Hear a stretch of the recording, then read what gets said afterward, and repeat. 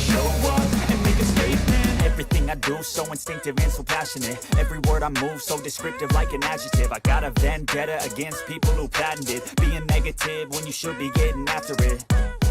I got facts over tracks, this and that. Spitting slow, spitting fast, I could roast, I could gas. Think I'm okay at last, but I don't know if that can erase all the past. And the pettiness, a reflection of the emptiness. Hilarious, you think you're worth my time, you're delirious. Mysterious, because you hide behind a fake exterior. Inferior, you know I'll always be a bit superior. Get off of me, this ain't no humble brag. I want you to hear words, you can say them back. I want you to feel free from the chains at last, and to believe in what you got, it was built to last, yeah.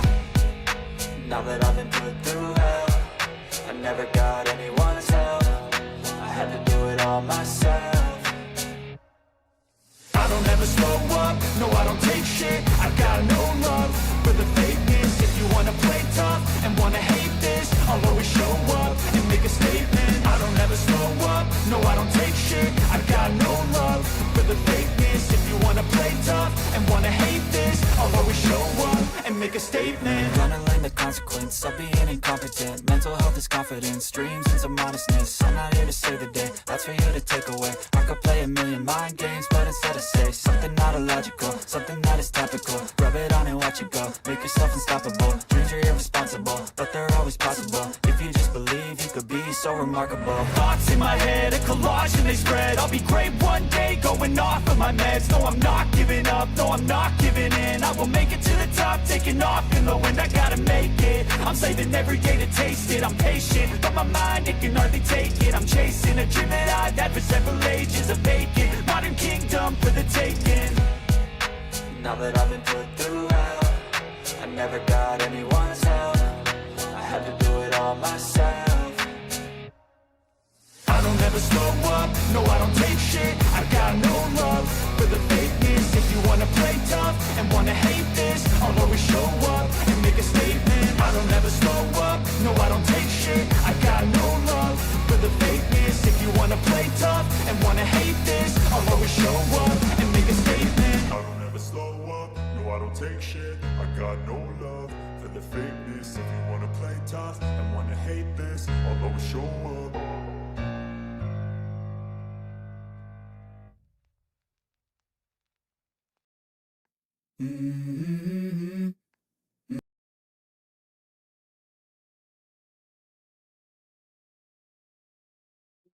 Get the shoulder.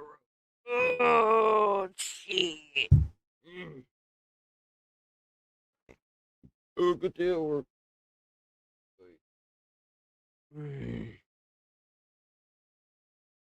Oh damn. Let's get her. They're really porting this to the Switch? Fallout 4 is such an amazing game. Bethesda, why haven't we gotten another good Fallout game? What the hell's that shit about, man? The vault doors are sealed for your safety. Do not attempt to reach the surface. The surface is unsafe.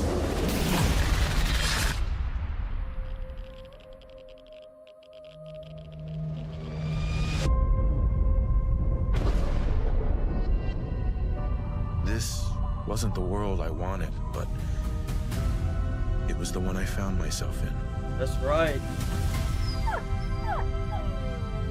We need someone who can bring the whole Commonwealth together in a common cause.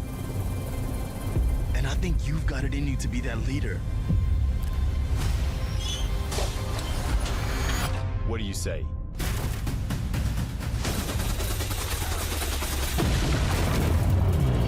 Dude, that opening sequence for the Minutemen is legit. Hardcore best opening sequence for Fallout, dude. At least as of yet. So, I know you're from a vault. How would you describe your time on the inside? Brief. I'm going to get my son back. I'm going to find him. I believe the term is Yahoo. Another beautiful day. most dangerous place in the world.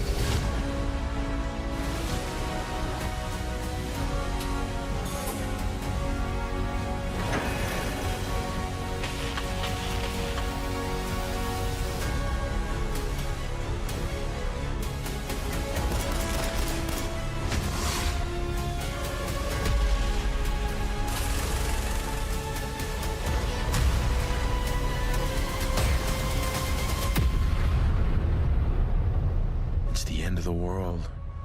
All over again. Yes, it is. Let's go, pal.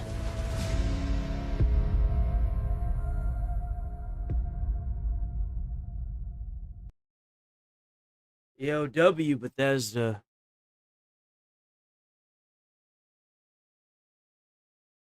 Oh, they actually added backpacks in there now. Look at that. Ha! They finally added backpacks to Fallout 4. I'm shocked. The game is so good.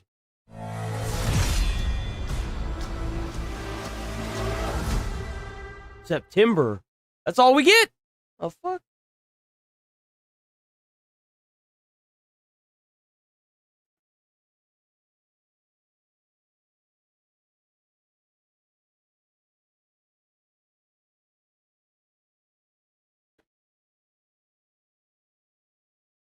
Oh, let's see.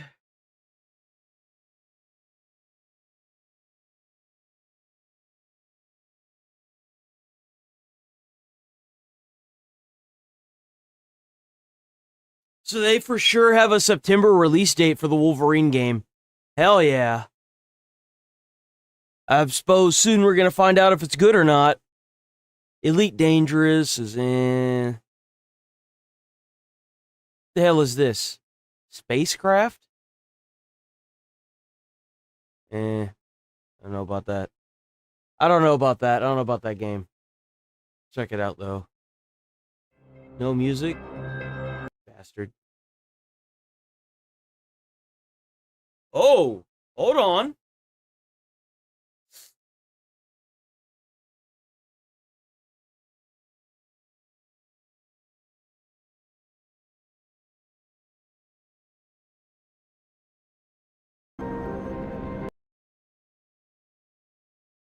Hey, this looks alright. Can you land on the planets like in No Man's Sky? No, it doesn't look like it.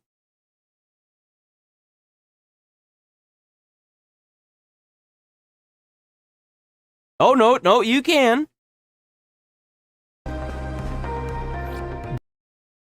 This looks oddly like No Man's Sky. Eerily so. Even the yellow.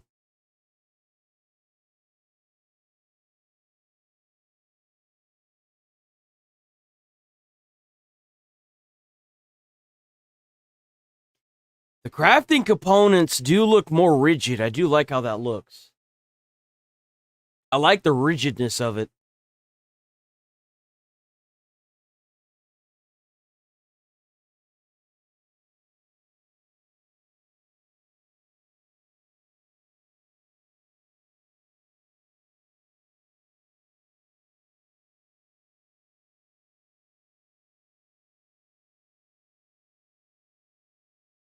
Holy!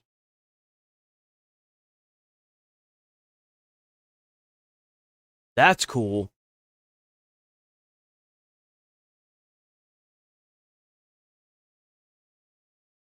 A high-value corporation. Oh, shit.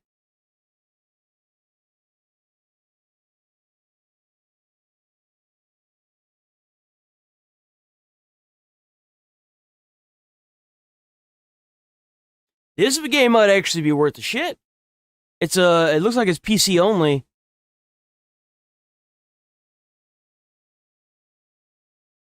So now that we've got all that out of the way, we got to get back to what will be the best game series to ever relaunch on console again. I'm so hyped for this that you have no idea. I'm so ready to play this when it comes out.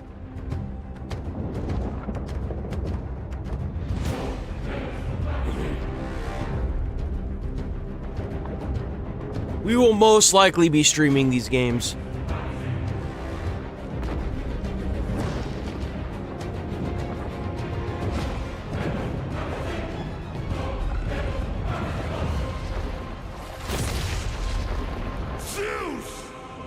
Your son has returned.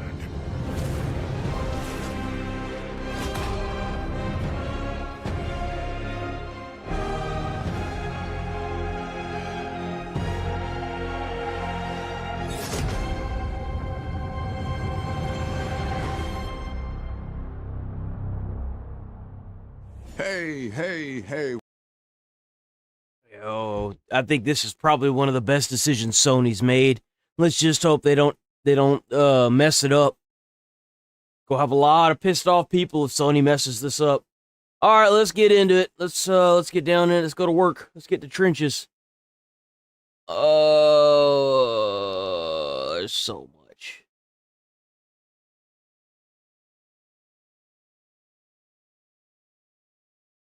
Okay. Let's get it. You know we gotta get it. So this lady decided on a whim after Trump got elected to move to Canada, thinking that it was gonna be hunky-dory. Boys, there's a reason why we're called the greatest country in the world. Don't forget that. At least we were. Those that fled to Canada are now begging online for free housing. I'm a scholar of the far right who has... A scholar of the far right? That's what we're calling ourselves now, huh? Scholars. Yeah, I'm a god. I create all things magical at my whim. Bow down to me. I can see why you don't have a job. Fled the United States to Canada, and She fled the United States. I've never heard anybody fleeing the United States before. That's interesting. By the way, for the people wondering, this is not a funny joke. This is an actual real person. I'm a researcher of... Not for long, you're not. the far right. I am sitting on 10 months of rare and priceless ethnographic data on a violent Christian nationalist church. I have not had... Oh, good God. They need to put this bitch in an asylum, bro. What is this? Analyze it yet because I've been so busy waking up with this weight. I'm so busy waking up with this weight on my chest of trying to get somebody to pay my bills that I just can't do my research. On my chest and frantically needing to go. This is day one as a refugee in Canada. We made it. Refugee in Canada? You're a fucking joke. What a joke. Across the border, I don't have a home. It's so hard. It's so hard. Every choice is so... Cry me a river. Oh, build a bridge and get the fuck over it. You chose this for yourself, dumbass. What'd you think was gonna happen? You move to a foreign country and you don't get any of the benefits from the country because you're a fucking dumbass. They shouldn't give you any benefits even if you become a citizen. You know why? Because you're a dumbass. Hard. The fear we felt crossing the border. Oh, and she was also a teacher. My students just turned in their midterm exams. The situation in Canada is absolutely dire. The housing crisis here is worse than in the United States. Yeah? I lived in LA for 6 years, and I would have never guessed. And I have not faced rent as bad as here. When my partner, our cat, and our dog fled the United States... Damn, they dragged 2 animals into that? I feel bad for the animals. We headed north. They're gonna starve soon. With the goal of being close to where our families are located. This is The Walking Dead? Oh, we have to go north. It's fucking The Last of Us.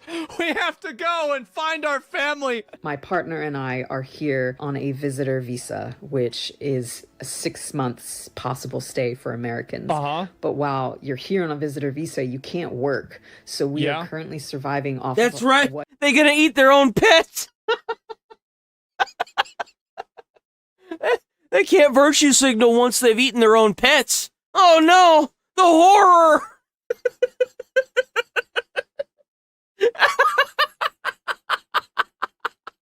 Bro! What savings we could get together before we fled the United States. Shit, bitch, you should be grateful. Most people can't afford savings. You're sitting there. I can't imagine how privileged you must be to have enough money to scrape savings enough to go and stay 6 months in a foreign country and then sit there on TikTok instead of getting a goddamn job and begging and pleading for people to send you shit. Are you fucking kidding me? Bruh. This must be a joke. I'm being trolled right now. There's no way. That's not terribly much. No way. So you're broke? I would have never guessed this. So you had a total fucking psychosis moment. We've got to get out of America. We've got to flee. Big surprise. A person like that doesn't have a lot of planning. That poor dog. I know, this poor dog. And in Canada, I think it's actually the cost of living crisis is worse here, especially when you are shut out of the healthcare system, when you can't That's crazy. access any of the resources that Canadians have access to. And How's it and that's going? Seems like it's understandable. How's it going, Melon? Wait a minute. Not a citizen of the country, but Wait a minute. So it's understandable that they don't give health care, but these are the same people that think that America needs to give health care to illegals? it is making the financial situation dire because we can't work. Because there are two Thailand, adults, a cat and a dog. We are looking for more than a room.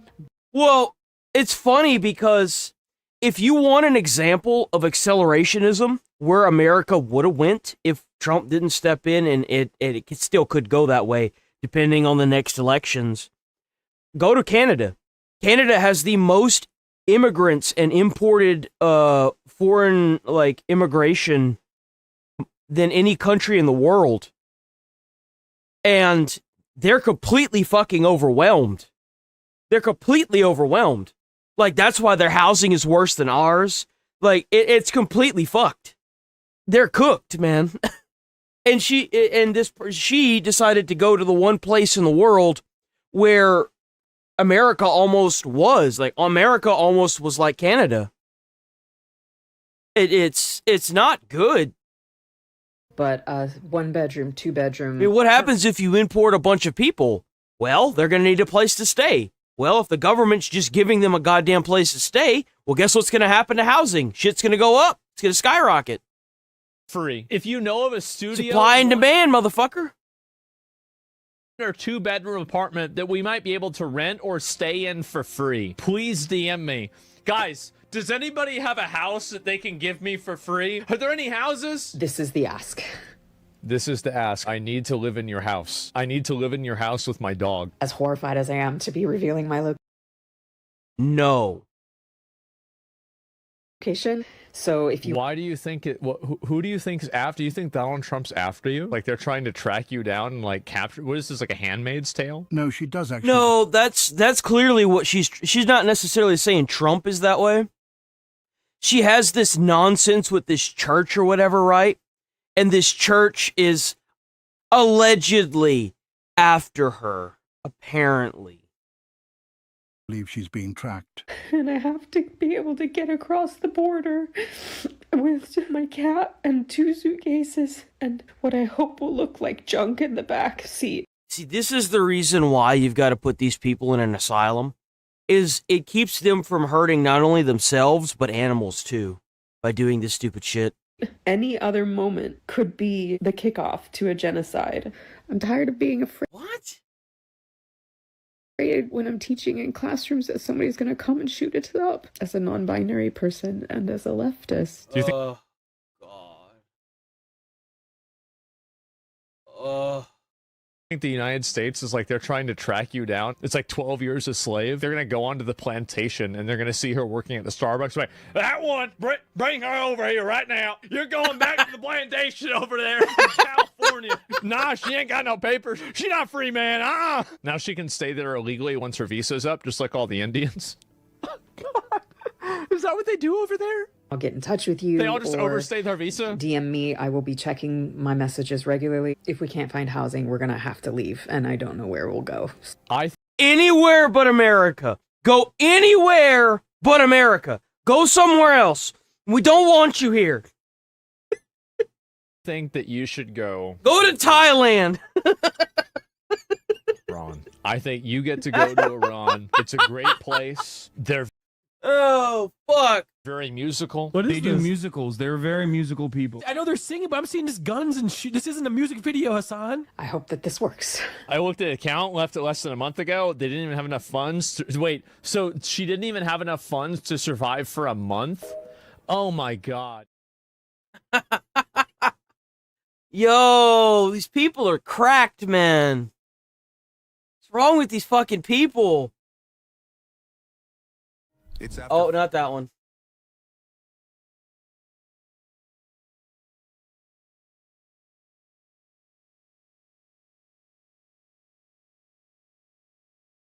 Let me see. I can pull this up. Oh, that's right. So Gavin Newsom was under some heat recently because people were trying to say that he was racist. Funny. I don't think he is a very smart individual, but I mean, he's got to have some kind of brain with all that fraud that's going on in his state. And we'll get around to that. Give me a second. There it is. That's next on the list. We got a Nick Shirley video today, boys. We got a Nick Shirley video today, so lock in. And here it is. Gavin Newsom. We're going to watch the clip.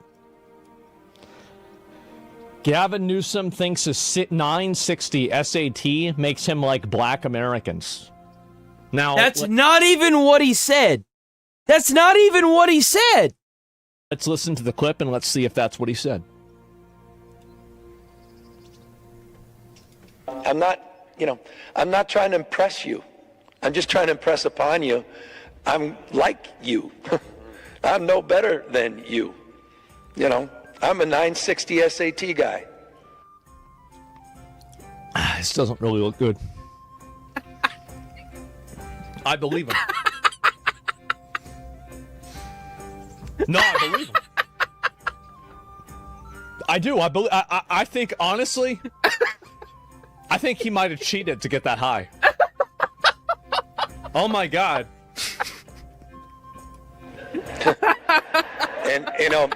And I'm not trying to offend anyone, trying to act all there if you got 940.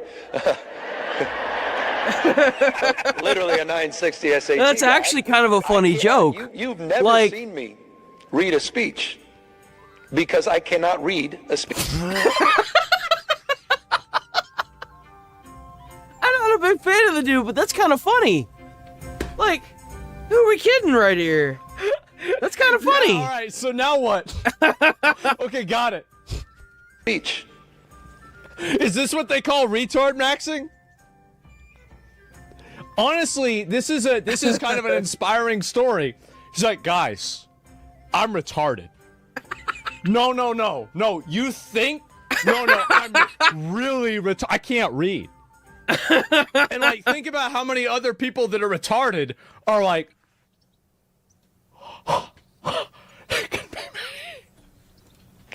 This may be the wrong business to be in. You're not afraid to go into red states. No.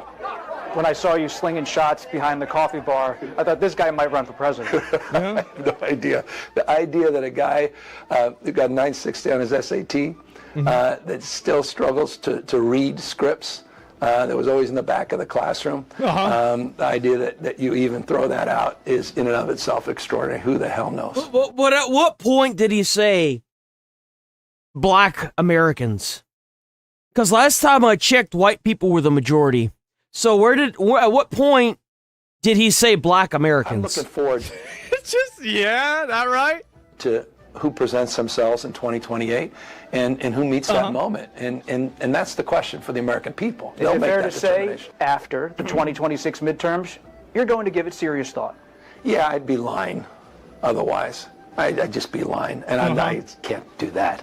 Governor, you have long said that if you ever run for the White House, you need a compelling why, a reason. Are you moving closer to figuring out your own why and your own decision? Listen, like, I can't read, and if I'm president, you won't be able to either. Nobody is going to read anymore, bro. That's right. No one needs to read. We have AI now. We don't need to read anymore. Reading's for losers and people that want to read. Duh. Shit. It's fucking just annoying. Like politics. These words are annoying. Nobody likes You don't need to learn it. It's freedom. Books anyway. Let's just get rid of this shit. Right? Yeah, and he just said if you have a compelling why, you can endure anyhow. And so I don't think, I think the biggest challenge for anyone who runs for any office is people see right through you if you don't have that why. You're doing it for the wrong reasons. And so, look, well, that will... I do think that, like, I mean, honestly, I don't think this guy has a chance of winning. I really don't. I know there's some people that are like, he's gonna win, he's gonna beat it, he's gonna beat JD Vance and Trump. The moment that this guy goes into a debate, bro, he can't even run his own fucking state. Bro's state's literally on fucking fire every year. You really want this dude running the country? How brain dead must you be? You gotta be desperate. His entire state burns down at least once a year. against Marco Rubio or fucking JD Vance, he is going. Nobody can't control that. Nobody can prevent it. All he has to do is use the money that he's being given to clean up his fucking forests and make sure his shit doesn't burn down every year. Look like a bumbling fucking retard. And you've got to keep in mind that Gavin Newsom's biggest strength is the optics, right? Like, he's a suave guy. He's like a slick car salesman, right? Type guy. And so the moment that he looks like a dumbass, he's going to immediately fucking lose people's respect, because that's the main thing that he has, is that, you know, that optical vibe of, like, you know, the Patrick Bateman hyper competent sociopath type guy. And I think it's going to immediately evaporate the moment that he's debating against somebody that's like verbally gifted. This is going to immediately fall apart. He has dyslexia. Well, I mean, just listen to the way he talks. Yeah, no, he's been handed everything because he's got a look to him. He's got the look. He's got the charisma. But the unfortunate fact is that if he goes up against somebody in a debate that can out-debate him, he's going to get shredded. He's going to get torn apart. He's going to be embarrassed, dude. He's going to be over for him. That's the thing. Unless he learns how to polish his speaking, he's cooked. They're gonna eat this man alive. Fate will determine that. You certainly seem to like being on the ground in South Carolina, I have to say that. Seeing you up close. I mean, they don't really even have to say much. They just bring up his own damn state, and then they'd be like, well, how the hell could you expect this guy to run a goddamn country if he can't even run one fucking state out of the entire country? Good time. Not to mention all the fraud that's going around down on Skid Row, where they're literally throwing out dumpsters of fresh food that's supposed to be going to the homeless to get the homeless off the streets. Like, and then it's on fire every other week, dude. Like, what are we doing? And thank God. Or every year. Business. I love people. I actually love people. It's sort of like Gavin Newsom in California. He's got a train that was supposed to go from San Francisco to Los Angeles. I remember that which train. Is a stupid idea because an airplane is faster. I don't care how fast it goes. An airplane's always faster, of course. And they had plenty of airplanes. San Francisco, inside San Unless it's Boeing and then it's falling out of the sky. I'm sorry, Boeing. Don't sue me or kill me. Francisco to inside right to L.A. And what they did is they said, oh, man, this has been going on for years. It's billions and billions of dollars over budget. So what they decided to do is cut it so that it doesn't go into San Francisco and into L.A. It goes way short of both. Okay, right. And is there any more? This is just Trump telling a story about Gavin Newsom being stupid. Yeah, I mean, I can easily assume that. And so, anyway, let's... But again, at what point did he say black Americans? Like, all of this is centered around supposedly Gavin Newsom being racist. I've yet to see it. So Gavin Newsom thinks that because he's a dumbass and scored less than 1,000 in the SAT that he can relate to the black experience. That's what he said to a room of black and brown people in the city of Atlanta, Georgia, just this... Well, hold on.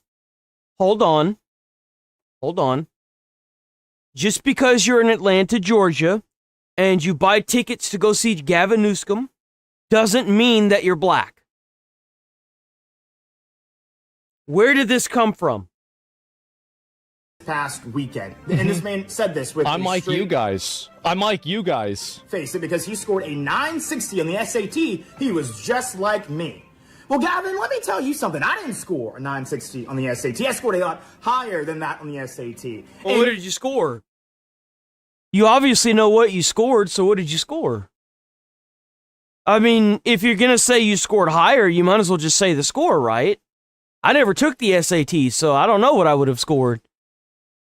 I didn't have to. A lack of academic performance or the ability to excel within school doesn't make you black, but what it does... Wait, so you're telling me that people that aren't black also get bad grades? No way. If you think that does make you black, is that it makes you a racist, right? So it's so funny to me that the Democrats, while they Guys, I hate to say it, but his SAT score is showing right now. It's showing, and it hurts my soul to see. no longer wear those white hooded robes that the KKK would run around. Maybe you can bring that back. And as they terrorize black people, they still find a way to remind us in ways big and small that they did used to wear those robes. Apparently,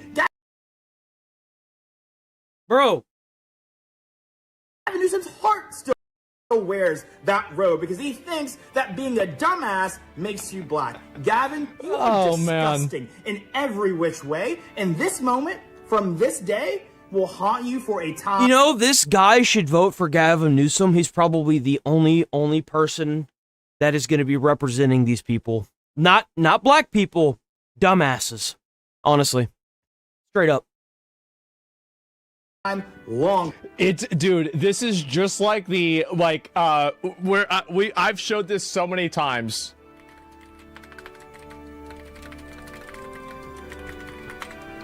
Oh yes. Yes. I've showed this so many That's times. right. It's funny every single time. Black kids. That's right. Growing up in the Bronx who don't even know what the word computer is. They don't know. They don't know these things. And I want the world open up to all of them because when you have their diverse black kids growing up in the Bronx who don't even know what the word computer is. Look at the fucking video. Young black kids growing up in the Bronx who don't even know what the word computer is. They don't know. They don't know these things. Yo, I'm dead. Open up to all of them because when you have their diverse innovating solutions through technology, then you're really addressing society's broader challenges. Young black kids growing up. So anyway, bro, like these retards are the real racists. Well, here's really what I think is going on, right? I'll play this one more time. Oh, fuck. I'm not trying to impress you. I'm just trying to impress upon you. I'm like you. I'm no better than you. You know, I'm a 960 SAT guy. Again, not once did he specifically say black Americans, bro. Like, and you realize that this is being recorded, so he's probably saying this for future people as well. Like, come on. It's obvious he's trying to compare himself to the average American. And I kind of get where he's trying to go, but as a terrible speaker, stick to the script, guy. You're going to get yourself into a lot more trouble than it's worth. And, you know, and I'm not trying to... Here's, like, as with everything, right? I am always the most fair, the most reasonable. Like, if I want to hate the guy, I definitely wouldn't use this. This is just not a good example. I actually don't think that he was talking about black people. Yeah, obviously. I don't really think so because he said this in another context before. Exactly. And he wasn't talking about black people. I think what he's really talking about is just other random people that are not highly, like fucking wealthy.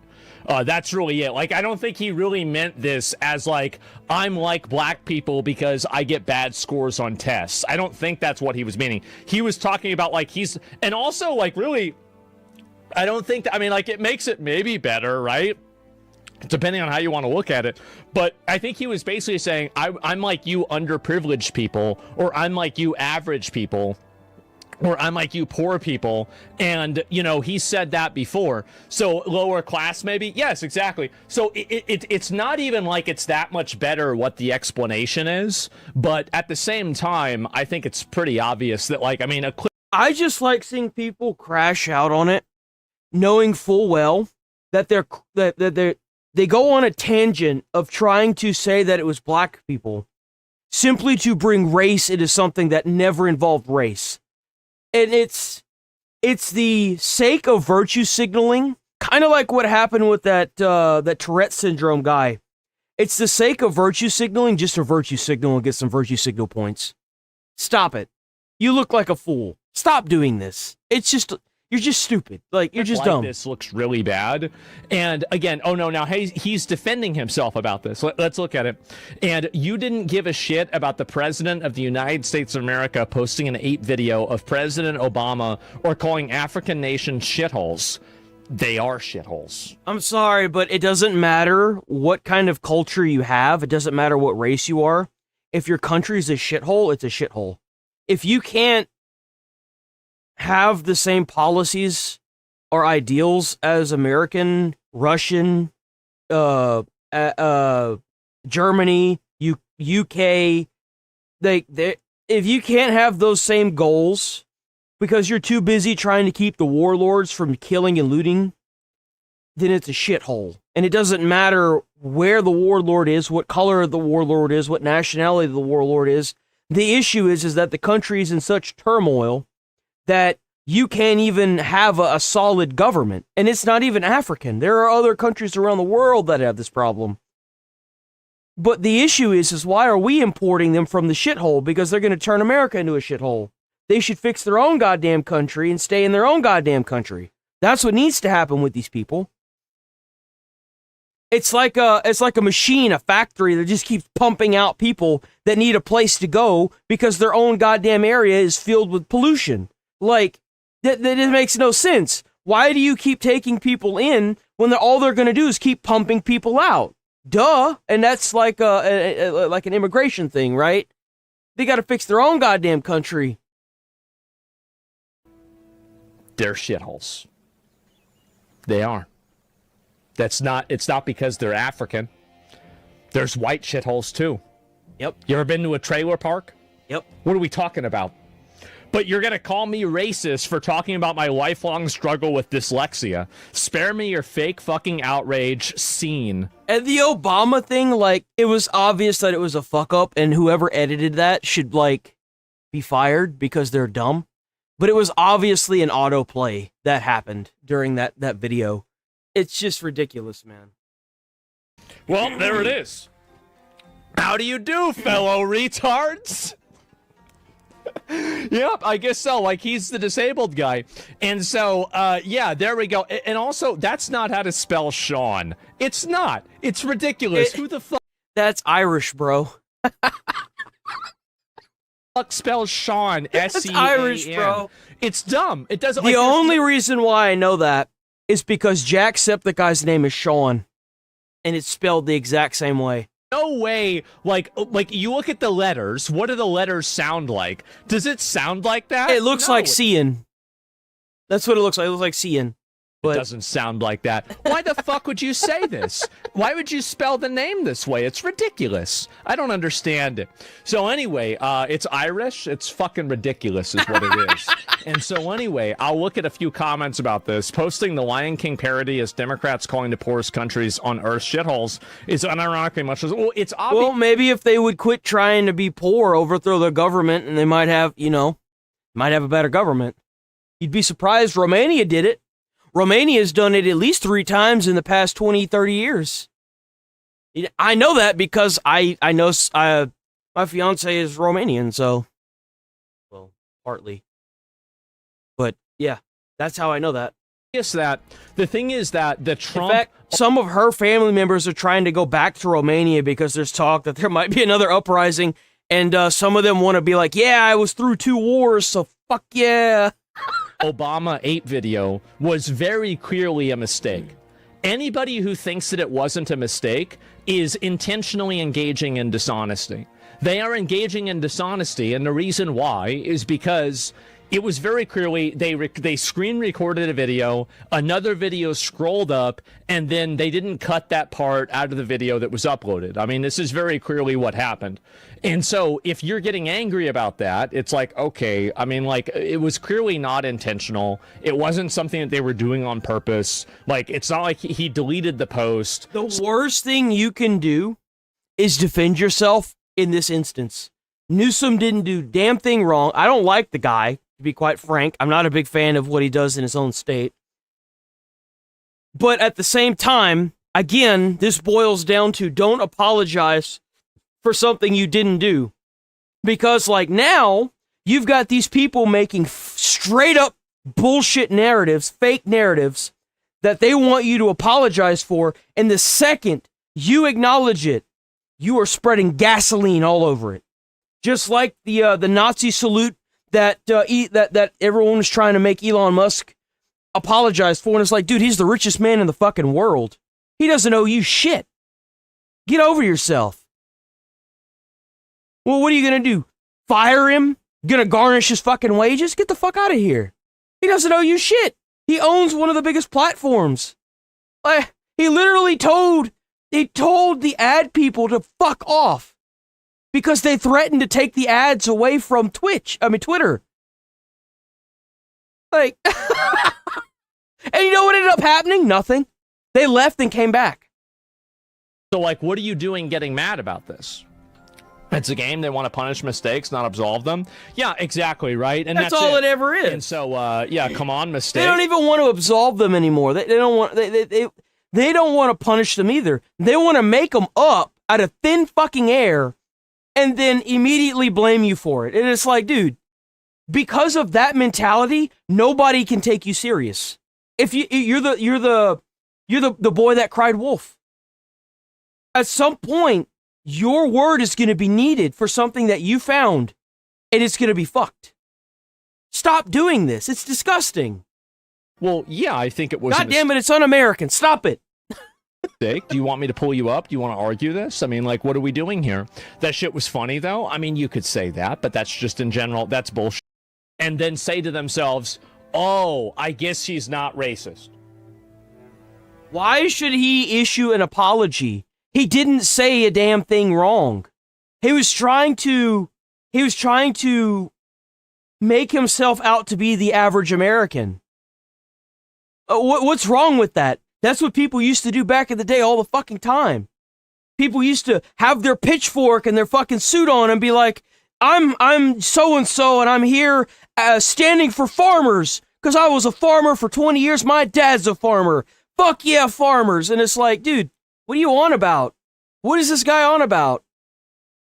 Apologies should be given when mistakes were made. Like something happening on accident. It's like, I don't really see the reason to issue an apology for this, because in issuing an apology for it, you take ownership of it. Thank you, dude. Oh my God, seriously. It's an acknowledgement. When you apologize for something you didn't do, you're acknowledging that you knew that what you were doing was bad and you're apologizing. But if you didn't genuinely know what the fuck was going on and you said something that wasn't really meant to harm anybody and you apologize for it, don't do that. Think that's you know why? Because they don't. The minute you apologize, all they do is be like, "Oh, I'm right. Fuck you. You fuck yourself." Da da da da da. I was always right about this person, and you never win. It's a lose-lose. Just ignore it. Why, like, in some places they tell you not to say sorry whenever you're in a car accident, for example, is because that can be used as an admission of guilt. And I think that's the way a lot of people would take it. and also, you didn't answer my question. Let me go back and ask you the same question. Do you think that anybody who, if Trump had made that apology, do you think that anybody would have changed their mind on whether they think Donald Trump is a racist or not? No. They've been calling him racist for well over like, what, 10 years now? Bro didn't even do anything, and they still gonna call him racist. That... Like, somebody who thought Donald Trump was a racist, Donald Trump posts this meme, everybody gets mad about it, and now he issues an apology, and so now he's not racist anymore. Do you think that that's what would happen? Mm-hmm. This is me steelmanning your point. I think they did it on purpose. Why do you... Like, I understand... I asked you at the very beginning, why? Why do you think that? Like, I understand then go watch that Asmongold. you said that. Like, I'm giving you, like, I gave you, like, you're five just an idiot. explanations. I gave you my thought process. You're just simply repeating your opinion. I'll give this person one more reply, and then I want to move on past this, right? Because this seems like it's kind of a waste of time. Racism is a feature, not a bug. Apologizing is pointless. I guess you're right. But some people in the building, what does he say? Does the administration has a pattern of doing things like this? Give me another example of that. Apology at all. in one area, which was also bullshit. But at the same time, I don't think that's necessarily racist. And also, like, it could be 50 other things too. So that was before he was president. Well, if they were able to record that, that means that Newsom obviously knew that it was going to be recorded. So that means that it wasn't just going to be for the, I mean, I guess for whatever reason in Atlanta, it's nothing but black people, allegedly. And, you know, he obviously said that specifically for black people. I guess that's the census here, right? Because, you know, that makes sense. Be fair. Why not alienate the one candidate that has any chance of winning the presidency? Let's do that. That sounds like a great idea, guys. Let's totally shoot our foot off. I don't think that he should have It's just said so that either. stupid. It was stupid. It's so dumb. But my point is that I don't think Gavin Newsom was trying to relate to black people by saying that he was dumb. I don't think that's what he was trying to do. But it very easily comes off that way, and it makes him look bad. I think that's basically what happened. Well, right? that's what happens when you don't follow the teleprompter. Like, that's what I was saying earlier. Is like, don't try to walk out onto a ledge and take things in your own hands, especially whenever it comes to like what people view you as, because if it backfires even slightly, it turns into something like this. It just doesn't end well. A moral level, do I care about people eating dogs? I don't give a shit. Well, That's that really devolved quickly. This to be funny is that Gavin Newsom right now is being the victim of the same thing that left-wing people do to right-wing people all the time. Mm-hmm. They intentionally misunderstand topics. They intentionally misunderstand right. what a person does. And then they use that to paint a narrative against that person that makes that person look like a piece of shit. Because And that sums up just about everyone that's down in was down in Minneapolis. Now that they lost, things are great. Man, I do miss the videos of seeing people getting tore out of cars, but that's okay. All right, now we're going to check out Newsom's state. So Shirley did a video on Skid Row, and you saw an immigrant that was living in a tent with his family. Not an illegal, an immigrant, somebody that immigrated from Brazil, staying on Skid Row, homeless in a tent with his wife and his son. But somehow, and some reason, we want to keep the illegals here. I don't know. We even have immigrants now that are fucking homeless. I don't understand it, but whatever. Let's go ahead and see what else Mr. Nick Shirley has dug up in the beautiful state of Newsom, California, after it's been burnt to the ground a couple times. Remember, this is the same guy that wants to run for president. Bro can't even run his own state. Over here trying to, you know, run for president. 50 of them, 50 states. He goes from 1 to 50. Let's think about this.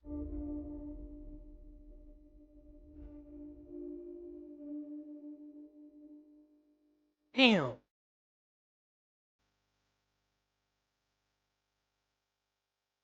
Welfare check.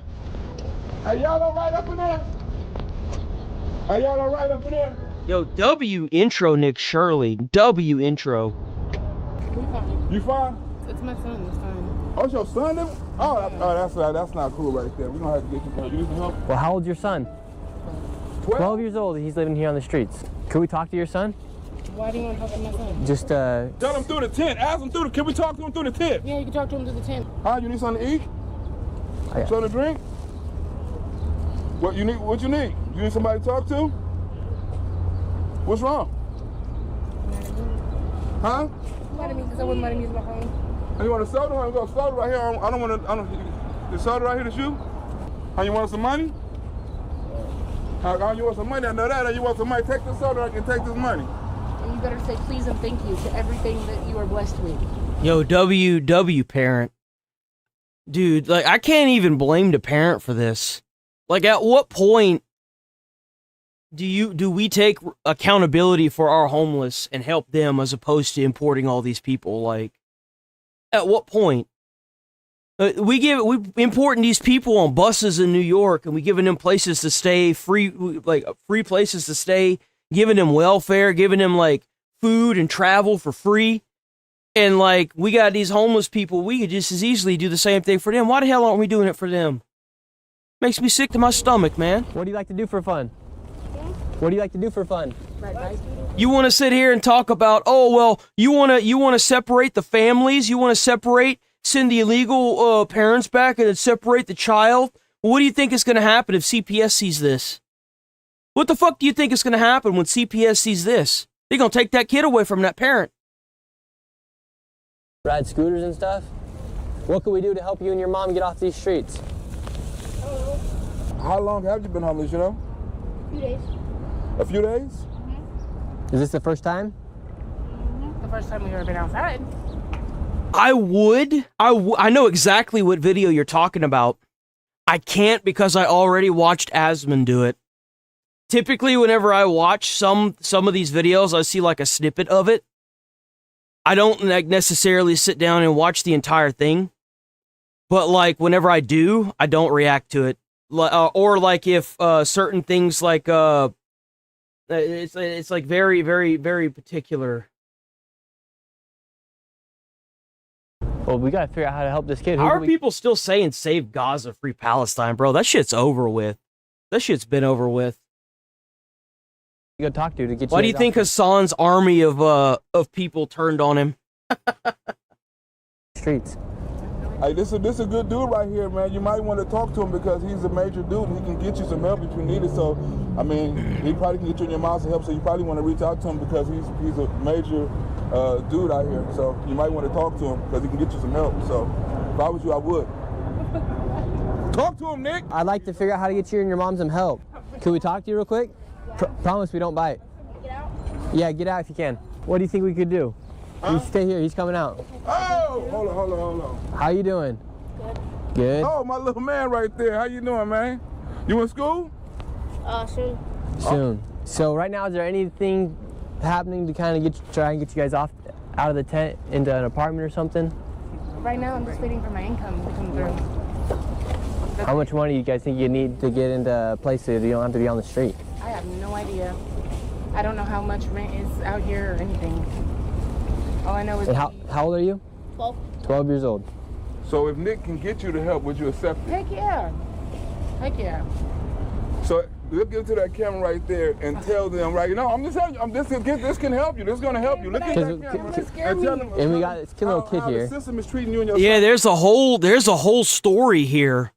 I would love to sit down with these two and actually hear their story and figure out what led to them being homeless, you know? You're 12 years old. You just got here on the streets. We could use a lot of help because everything we've tried since we've gotten to LA has been horrible. We got all our stuff stolen as soon as we got here. And yeah, we just need as much help as we can get, and we appreciate everything I'm all right. that comes our way. Thank you. In Jesus' name, amen. And young man, describe to the people what it's like living out here on these streets, because we want to get you off them. And we're gonna post this video. Scary. Oh, look, the sun's coming out. And what have you seen so far in these past few days? You're a 12-year-old boy in America living here in the streets of Los Angeles. Cold. Coldness. I don't think he knows what to say because he's still a kid, but it's really scary out here, honestly. And what have you seen for your son out here? I mean, some people are nice, but a lot of the time it's kind of dramatic and crazy. There's a lot of nastiness on the streets and stuff. So people, it's just not exactly the greatest place to be. No. I mean, okay, well, I'm going to give you guys some money. Hopefully get you guys in a hotel for a few days. I'm going to take your mom's phone number down. All right, and then I'm going to post this video, and we're going to see how we can get you guys some help and put you in contact with the best people we can. And you got to make us one promise. You're going to be nice to your mother. If you be nice to your mother, we're going to get you some help. Look at that camera right there. Say you're going to be nice to your mother. Yo, that guy's awesome. I love him. I'm already like, that's a cool dude right there. That's my mother. That's not convincing. One more time. You didn't even look at the camera. I never been on camera. I'm going to be nice to my mother, I promise. This 12-year-old here on the streets with his mom. We're going to pay for their hotel for the next 3 days. And then hopefully from there, I'm going to take down our contact info. We're going to make sure that this kid gets into school. Whoa! Oh, we got a fence zombie. Put him down! What's going on here in the streets? And a 12-year-old has to live here. So this is what's going on. We're going to make sure this kid's not in the same situation. Bro, that's crazy. That's crazy. You know what's crazy is that happening right there while they're trying to record this. It kind of shows the like volatile situation these people have to live in constantly. All right, we're gonna give you guys $500, get you guys an Uber to here to an hotel, and we'll get you guys there for at least 3 nights. Okay, sweet. Okay, there you got $500. We're trusting you with that. And now I gotta see you book the hotel and then the Uber as well. And then we'll leave you guys alone. What do you want to be when you grow up? YouTuber. YouTuber. Why do you want to be a YouTuber? Sounds fun. Sounds fun. It is pretty fun. I enjoy it. Maybe give motivational speech. You give a motivational speech? What speech would you give to the people right now? Stay healthy, stay blessed, yeah. In your 12 years of life, what have you learned the most? Not to be greedy. Not to be greedy. That's right. Wise words from a young man right here. Yeah, WW kid, man. Mom That's in the what's hotel up. for the next few days. Her hotel is confirmed for the next few days. We're gonna order her Uber right now. And if anyone here in the Los Angeles area wants to help this lady out and her son, or works in any sort of program that can get them housing, we cannot let a little 12-year-old not be in school and also not be sleeping in a safe condition. So reach out to me and I'll put you in contact with them. If you have a program, seriously, please help. I'll put a link. Pack up your stuff. See, he's doing what the politicians should be doing. There should be more politicians out here doing the exact same thing, you know? Yeah, he's paying for this out of his own pocket. Like, I see all these rich politicians. I don't see any of them doing this kind of stuff. I always wondered that whenever I was growing up, too. Like, you got all these very, very wealthy politicians getting all these, like, benefits and privileges, staying in multi-million-dollar mansions. You don't ever see any of them walking around their own streets of the state that they got elected to run. But you could see them try to say that they like going to Israel and stuff like that, right? It's weird how this all kind of pans out, isn't it? Even whenever the guy that's the mayor of New York now was saying that he's going to stay in New York, you had Biden sitting like right next to him saying, no, you're going to go this. And he's like, no, I'm going to stay in New York. I'm going to stay in New York. Like, it's crazy. It's crazy. It's insane. Or there should just It's be crazy. people that have received the money from the politicians in these programs. This kid's been out here for a few days. No excuse. No excuse. No excuse for that. Yeah, it's a nonprofit, you know, and like I said, a lot of nonprofit. Like a dude just got indicted last week for fraud. You know, he was feeding homeless people noodles and stuff like that, and we was getting a lot of funding and stuff. So a lot of funding is going into the pockets of a lot of these politicians. You know, and like you said, it's a lot of. Oh, thank you. Oh, look at this. This kid's offering out all this food. You keep your food. You keep it. You keep it. Yeah, you keep it. That's just him. He likes to help people. When's your birthday? My biggest concern is for a woman to be homeless. Obviously, that's horrible. But for a child to be homeless as well, that's our biggest concern out here. And if people can't actually, if they have all these programs out here, and if they do see a child homeless, I feel like they should be expedite that process. It should be a priority. So It shouldn't be no goddamn process. How come it is they bust in all these people to give them housing and welfare and Section 8 living and all this shit out the gate, but you got Americans that are stuck on the street for even one day? Bro, whatever it is, people got bust into New York or wherever the hell they were bust in at, they didn't have to spend a single day on the street. What the hell is this? Like, what is this bullshit? hopefully with these next 3 days of your housing being taken care of, we'll be able to get you guys put somewhere, go out and do your best effort to make sure that he's taken care of. Because you should be in school too. Thank you. We appreciate that so much. Well, it looks like we're getting everything packed up, and then we'll get you to the Uber, and then you guys will be on your way. Yeah, we're so excited, so blessed, so thankful. We appreciate you so much. Right, Isaiah? Isaiah, the next YouTube star right here. Isaiah! One day you'll be able to pay it forward as well. Hey, Zay. And so how long have you and Isaiah been out here on the streets of Skid Row for? We've been out here for 3 days now. We've been in LA. I ain't even gonna lie. If it wouldn't have been for the fact that whenever I was a child, my grandfather, before he died, was able to buy a plot of land and a trailer that he got from a junkyard. And he was able to fix up the trailer for me and my mom to stay in. There have been several times where we have not had power or running water into that trailer, like multiple times throughout my childhood, where we had to put blankets up over the doors so that way the heat would kind of contain to like the living area. We didn't have beds, and we stayed in the living area. It would be so cold that you could see your breath whenever you talk, like frigid cold. And there have been many days where if it had not been for the fact that that land was already paid for and that trailer was already paid for, where we would have been homeless. I kid you not. The fact that people even have to struggle, and then to see people getting bussed in and immediately given housing, is a slap in the face to every American. It is. It's disgusting. play on the streets on and off for 15 days, but we've come up with money to get a hotel here and there. We've slept in parking garage. We've slept at the hospital. And then we finally came up with the money to get a tent. And it may not be the best place in the world, but it was somewhere for us to go that was out of the rain. So it sucks that we had to be out here, but it was better than being in the rain. Yeah. My big concern is if you've been out here in the most densely populated location of homelessness, where you have the most amount of NGOs, nonprofits as well, and they see a kid out here for 3 days and no one really took action to do anything. Nope, not at all. You're my boy, Isaiah. Yeah, he might have had a temper tantrum earlier, but he seriously is one of the sweetest kids ever. Like, for real. He's always been a sweet kid. I mean, just think about the situation he's in. He's 12 years old and he's trying to figure out and see what's going through life and doesn't know. That kid's gonna have an amazing life. I genuinely hope the best for him. It's same thing for his mom too. Nobody deserves this. That's the sad part about this whole thing is like you shouldn't be blamed or pushed into a corner. For something that is completely out of your control. And it all is just knocked off the table the minute you see what happened. Like I said, I keep coming back to that, but the people that were bussed in, it's like, if the system is rigged for you to fail and you give up at a certain point, is it really because you're a quitter, or is it because the system is built for you to fail? Like, at what point do you say, I'm not getting anywhere, what the fuck is going on, and then try to fix the system? Because that's effectively what's going on right now, is people are trying to fix the system because it's obviously busted. That thing is cooked, man. It's cooked. So, but we're going to make sure we get you into school, into a place where you can at least sleep for the next few days, and then what do you say? Continue on for the hopefully next little bit as well. The heated blanket, all of it? Yeah, get the blankets, the jackets, anything you think you might want. Jacket. Blanket.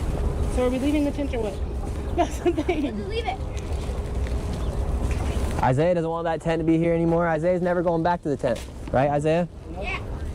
Here we got all their stuff. Now it's time to order the Uber. Now we have Isaiah and his mom. They have all their stuff right here. The Uber is coming, and then they'll be off to their hotel for the next few days, and then we're going to leave a bit of responsibility in the hands of Isaiah's mom to do everything she can to get into a next location for them to stay as far as getting into one of these programs, and then we'll also do our own part as well to make sure that Isaiah stays off the streets and can get into school and continue to live a normal childhood. So look at this. We have this van right here. They're doing some sort of outreach, but meanwhile they had a 12-year-old sleeping on the streets for days without That's crazy. So you got an outreach van right there, but you're not gonna like try to give that, that's crazy. That's actually and you know what's even sadder is these people want the homeless people. And let me tell you why. They want these people to stay homeless so that way they have a fucking job. With all the dumpsters of food that I've seen in the shorts and the clips that have gone around in LA of them just throwing out dumpsters filled with fresh produce and shit like that, dude, it makes me sick to my stomach. They just buy the stuff and then they toss it, and it's like, what are y'all doing? What the fuck are y'all doing, man? Yeah, we send in like millions and billions of dollars over to foreign countries, and for what? Like, what are we doing? Here, they just down here to get the money. That's one of the programs. They pay people, to sign signatures and things like that to get different proposition signs and things like that, signatures to pass laws and stuff like that. There shouldn't be a single fucking day in U.S. soil, on U.S. soil, where a child goes homeless. You have a child sleeping in a tent. Are you fucking kidding me? Homeless $1, to boost the signature and use their ID. So that's another scam. You walk around here, you see lots of people and lots of booths set up like that, medical scams, as far as health worker scams and things like that. So there's a lot of scams on that too. And I just can't believe literally a few tents down, there's a 12-year-old living for multiple days out here. Meanwhile, you have these people making money off the homeless for getting signatures and all that. Exactly. That's the problem. About it. And you can't say that a nonprofit is a nonprofit. Somebody's always getting paid. Somebody who's running that job or that center is getting paid to run that center. So what better way to make sure that your life is set up, making all that fucking money, skimming money off the top of produce and stuff, throwing it in the dumpster and not giving it to the people that need it, or giving them housing so that way they stay homeless and you can keep maintaining your job. What better way when you're in control of everything, am I right? It's more homeless kids out here that's that's been overlooked and things like that. It's not getting help. There's a school right around the corner that buses kids from these tents and things like that, so-called getting help. You also go on the food line, you'll see a lot of kids going into the free food line, to the shelters, going to get free food with their parents and stuff like that. So that's just sad, dude. The fact that they throw out that much food is just disgusting. It is. It's fucking sad. There's a lot of kids with their parents out here that need help. Like, if it's rotten or bad, I get it. But, like, if you just straight up throwing out food, it's fucking disgraceful, man. Here. Got it? Yep. All right. Peace out, Isaiah. Thank you. Of course. Have a good day. See ya. Thank you. Thank you. See ya. Now they're off to their hotel for the next few days. It's crazy to think that here in the United States we spend billions and billions of dollars on homelessness, yet you have 12-year-old children who've been out here openly on the streets for days and days, yet those billions of dollars aren't going towards the 12-year-old out of all the people that could be using it. Now that Isaiah and his mom are on their way in their Uber, this is the location where they were sleeping at for the past few days here inside of Skid Row. This is one of the most dangerous locations in all of America, yet a kid was able to stay out here for multiple days on end. This place receives billions and billions of dollars in funding through NGOs, nonprofits. It's the same thing with the fire. They receive billions of dollars to maintain their forests to keep a fire from breaking out. And now that most of LA burnt down, or a good percentage of LA burnt to the ground, the insurance companies fled the entire fucking state because they can't afford to stay there, because the state itself isn't doing what it's supposed to keep the fires from coming on every freaking year. But how do you get all this money to do what you're supposed to do with, you have this money allocated to you to maintain the forests and to help homeless people, and you've got children sleeping on the streets, and you've got your city literally burning to the damn ground. And you want to run the country? No. The state of California, a 12-year-old was left. Bro should be completely he shouldn't even be able to run for president. Can't even run his own damn state. And I guarantee you, if Gavin Newsom goes up and starts debating people, this is gonna come up. This is gonna come up. On the streets for multiple days, and nobody even took the time to put them into housing or anything. You have all these buildings and apartment complexes, but at the end of the day, it failed, and a little kid was left to be out here on the streets by himself. This video isn't made for likes or views. It just goes to show and highlight the fact that this is what's happening here on the streets of the United States. But hope you all enjoyed, and God bless Isaiah and his mom. That's sad, dude.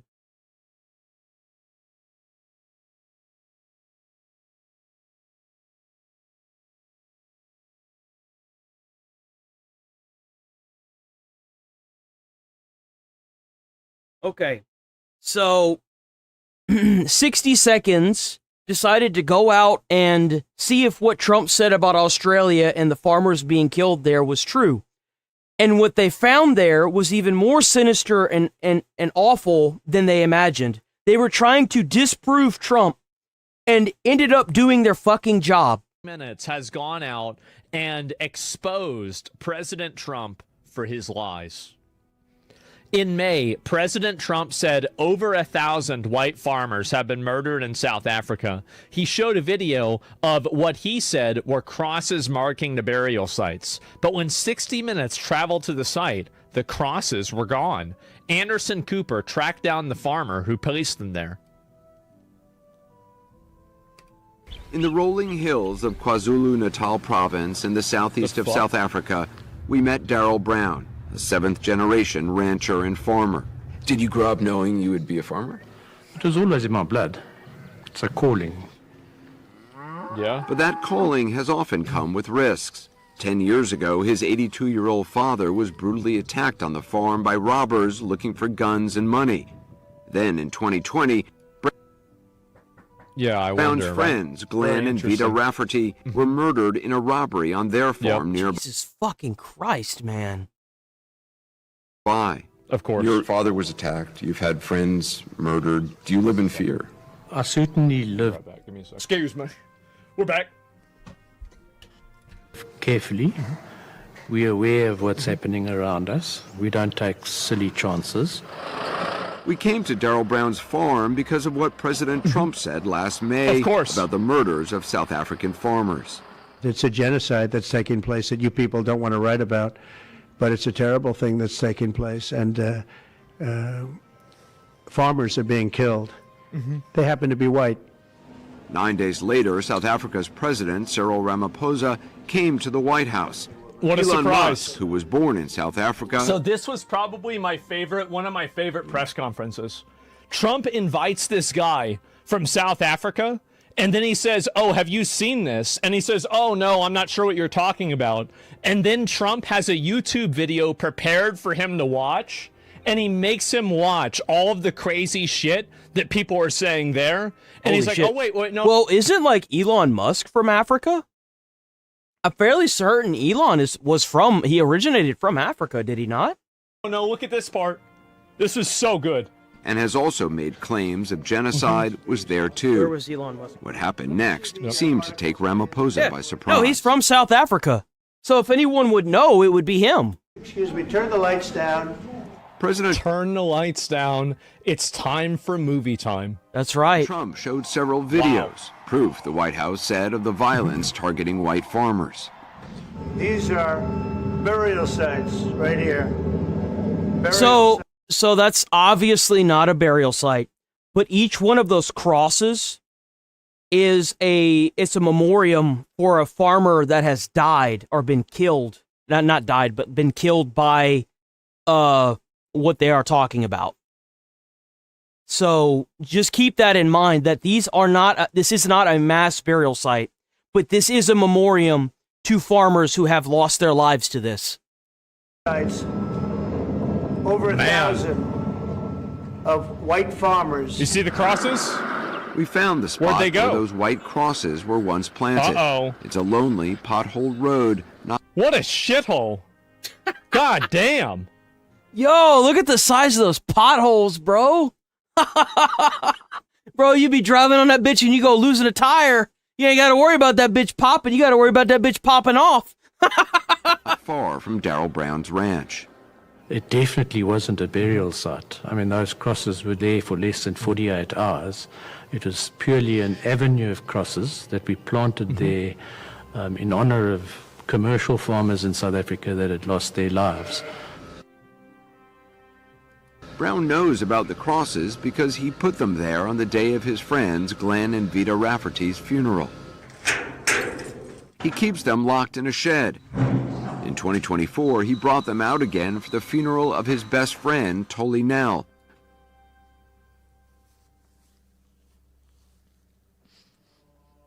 Pretty bleak shit, ain't it? That's pretty fucked, ain't it? 60 Seconds tried to debunk what was going on, and they found something way worse. Guys. Big surprise, the President of the United States might know what the fuck he's talking about. Not burial sites. It was a memorial for people that had been killed. Oh my God. Who was also murdered on his farm. Tolly's wife, Renee, still lives there. Her husband was killed in front of her trying to fight off burglars. Jesus, her son, Tienes, was tied up while they stole cash and guns. No one has been arrested. You let that sink in. These people were tied up in their own fucking home. She had to watch her husband get killed, and nobody was arrested? Nobody. Not a single fucking human being. My whole life has changed. I've got nothing to look forward to. Yeah? Sorry. So Trump was right? Tienes now runs the farm. He carries a weapon with him almost all the time. Yeah. The only time I don't have it on me is when I'm in the shower. Really? Because I don't ever want another situation to arise where I feel that I'm a victim. The Nells have hired private security guards and fortified their property Holy with electric shit. fences and cameras. Many in South No, they can't do that. Remember, we can't have borders. Borders are bad. They're terrible. Oh no, whatever will they do? Fuck out of here. They can't rely on the country's ineffective and overwhelmed police to keep them safe. Oh my God. So Trump was right video. Yeah, apparently claimed over 1,000. He showed a video. It's sad that these people went out there to debunk what Trump said, and they found out that it was worse than they thought. They had to do their job. They were doing their job to debunk somebody that was right, and come to find out he was right. Huh. Who'd have thought? Maybe that's because that's what he fucking said was happening. Jesus, man. Crosses marking burial sites. So wait a minute. It's much worse than people in America realize. Elon knows this. He grew up in South America, right? No. And so this is really insane to me. The police are in on it. This video is incredible. 60 Minutes goes to South Africa, clearly looking to debunk narratives about white farmers being targeted and killed with impunity. They talk to farmers who have countless stories of their family and friends being tortured and killed with no arrests. Would this story have even aired before the Weiss era? That's probably... No, it wouldn't have. It wouldn't have. They are so desperate to put Trump under in any way they can that they are going out there to try and debunk what he's saying, and they are finding the fucking truth. That's how sad this is. When you're so busy trying to demoralize, demean, disenfranchise somebody, and then you go out there and come to find out, oh shit, that person was right. Why couldn't you just do your fucking job to begin with? That's the sad part. It's not even to go out there and talk about the genocide, it's to try and debunk Trump. What are we doing, guys? What are we doing? The person that owns CBS, right, or runs it, I guess. And so probably not. I mean, let's be honest. CBS 60 Minutes was setting up the debunking of President Trump's comments under pervasive violence against white farmers in South Africa, but ends up talking to several white farmers who have lost family members during farm attacks. Wow, guys, big fucking surprise. Did the media accidentally do real journalism? They did. They accidentally did real journalism. If you genuinely consider an elderly woman being tortured to death with a power drill is just a normal crime, you're a psychopath. Yes, this is nuts. And this has to be one of the most spectacular... Holy shit, they tortured her to death with a power drill? Jesus fucking Christ. Cell phones in media history. And nobody was arrested for this? Oh my God. Something given the competition. Anderson Cooper's entire narrative hinges on a supposed gotcha attacking Trump over the white crosses. Then you watch the video and every single farmer Anderson met over there was either viciously attacked themselves or knew farmers that were murdered or both. Wow, what a fucking surprise. Classic liberal method, say they've debunked something based on a technicality. Oh, wow, they were burial sites, but there were crosses representing the lives of people that were killed. No, see, they were actually the dead people that were killed. Right, they technically debunked the crosses, but each cross is a symbol for a farmer who lost their lives. And so it's like, dude, what are you doing? Holy shit, they're literally grasping at whatever they can find at this point. Holy crap, bro. Crazy South Africans. Jesus. No, those crosses were just representing them dying. It wasn't actually where they were buried. So you're wrong, and there's no problem. Yeah, I mean, I don't know what you're talking about. Yeah, bro, they're literally lying. And that's exactly what they're doing, too. That's exactly what they tried to do. There it is. No wonder Anderson Cooper resigned from 60 Minutes now. I don't know. It's just so fucking embarrassing. But I did see this, and I wanted to talk about it because of just how just blatantly dishonest it is, right? Very, very clearly. And let me see what the fuck this is. What is this? Statue of King John in Vienna would be racist, Islamophobic, and anti-Turkish, says Austrian politician. Usual suspects. What a fucking surprise. And they got, what is this here? The government in the United States is not founded on any religion. Since the Christian religion, President John Adams. Well, the thing is that America wasn't founded on the Christian religion, it was founded on Christian values. I think it's pretty obvious that it was. Anybody that says otherwise is, I think, very much being dishonest. And I don't know why people are very dishonest about this, but it seems like it's a very common... They're being dishonest to get a leg up however they can because they're catching them fat L's left and right. That's why they took that big, massive, fat L in Minneapolis trying to burn it to the damn ground. And now that the police have stepped in and started doing their job, let's just say that the schizos are no longer out to play. Let's just say that. So, JD Vance for going and cleaning up that situation. Look forward to watching him run as president. Couchfucker has a chance, boys. We'll see if he actually makes it. Representative AOC holds. Oh, what's going on with OBS? Bro, OBS had an update last year, and ever since that, it's just been broken. Representative AOC holds back tears. If you think I do not understand foreign policy, the issue is you. Okay, here it comes. Context. Would and should the U.S. actually commit U.S. troops to defend Taiwan if China were to move? I think that this is such a, I think that this is a, this is of course. Bro, she just got broken. Sounds like a damn CD skipping, bro. It broke her ass. If you think that I don't understand foreign policy because out of hours of discourse about international affairs, I paused Yeah, the same international affair over and over and over about Palestine. That's it. to think about one of the most sensitive geopolitical issues that currently exist on Earth. I'm afraid the issue's not my understanding. The problem is perhaps you've gotten adjusted to a president. What's that noise?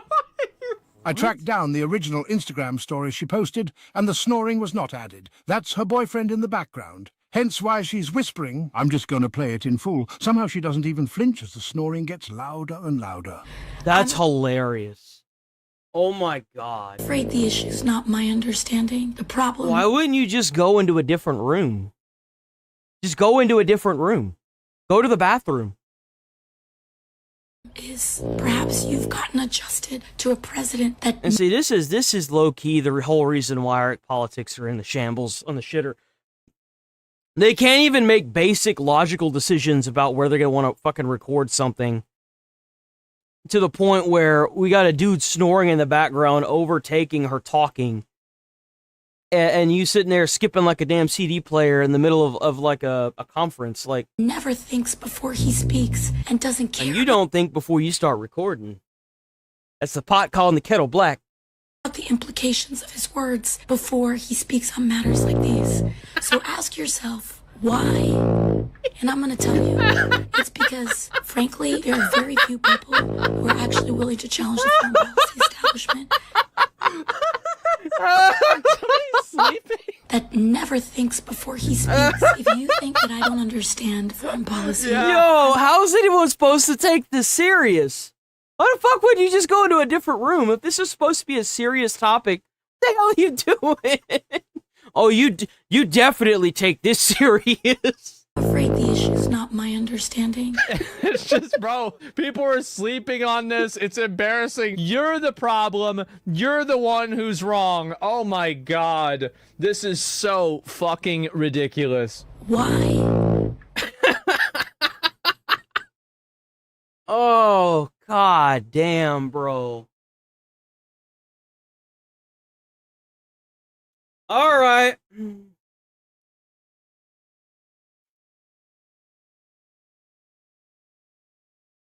Years in which millions and millions of illegal aliens poured across our Bro, borders. Fox. What the hell? It's the worst with Fox, too.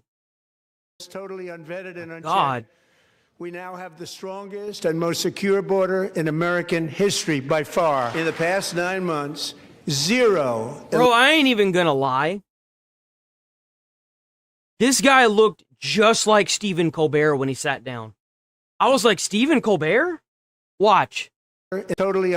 In which millions, after 4 years, in which millions and millions of illegal aliens poured across our borders, totally unvetted and unchecked, we now have the strongest and most secure border in American history by far. In the past 9 months, W. Trump, by the way, W. Trump.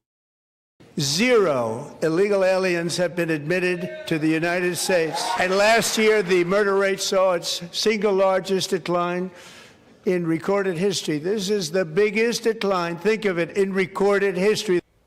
A secure border and plummeting crime. President Trump leaning into his success. Now, if we can just get those prices to plummet, big dog, we're going to be in a... Oh, man. I'm not even going to lie. If the bro actually managed to make the prices plummet, I don't even care if Trump can't vote for the fucking... if he can't run for election again. I would draw his name on the thing and push the button for him. I would.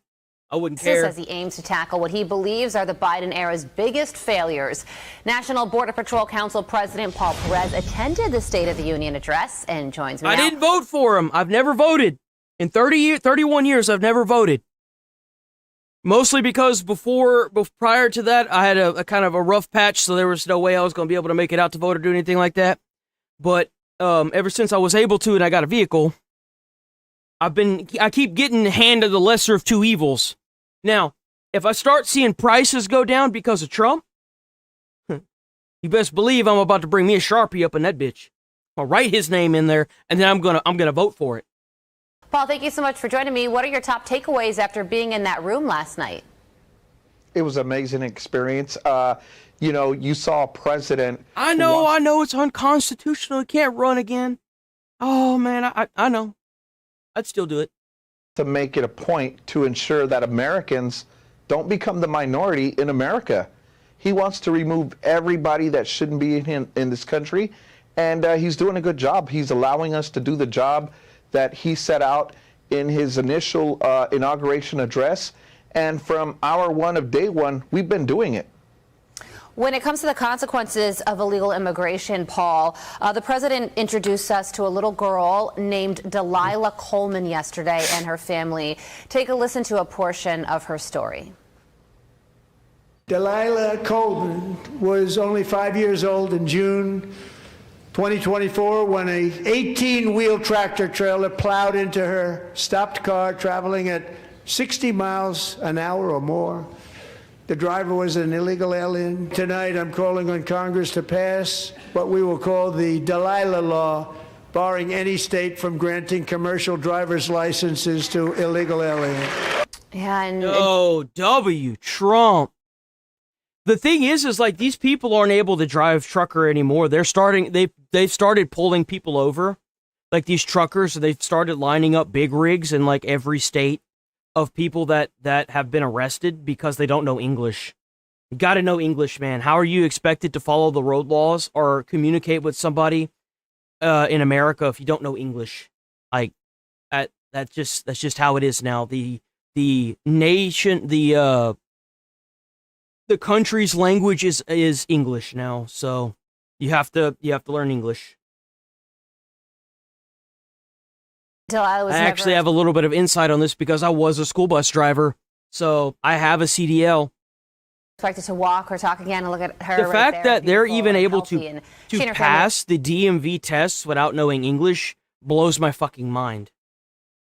You're going to be on Fox and Friends later, but you do go back to that moment where the president asked if Congress's main responsibility was to protect American citizens over illegal immigrants, and only Republicans stood during that moment. So what do you think about that? It just shows you where their head's at, who their loyalties lie with.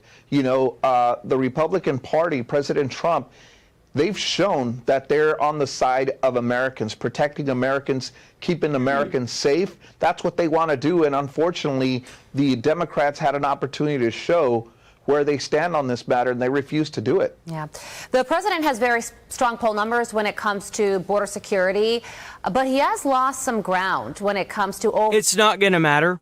Whenever the next elections come around, people are going to vote for whoever's going to enforce the border.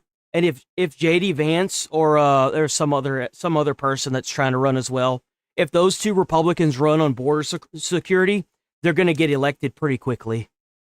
Like they need to get out of their little ideology and wokeism that these Democrats have put themselves in, and realize that if they want votes, especially with how many illegals are being deported now, they're going to have to run on policies that people want. And my suggestion is that they should run, probably if they don't want to run on border patrol, they should run on universal basic income or universal health care. That will probably overwhelmingly get the majority if they run on that.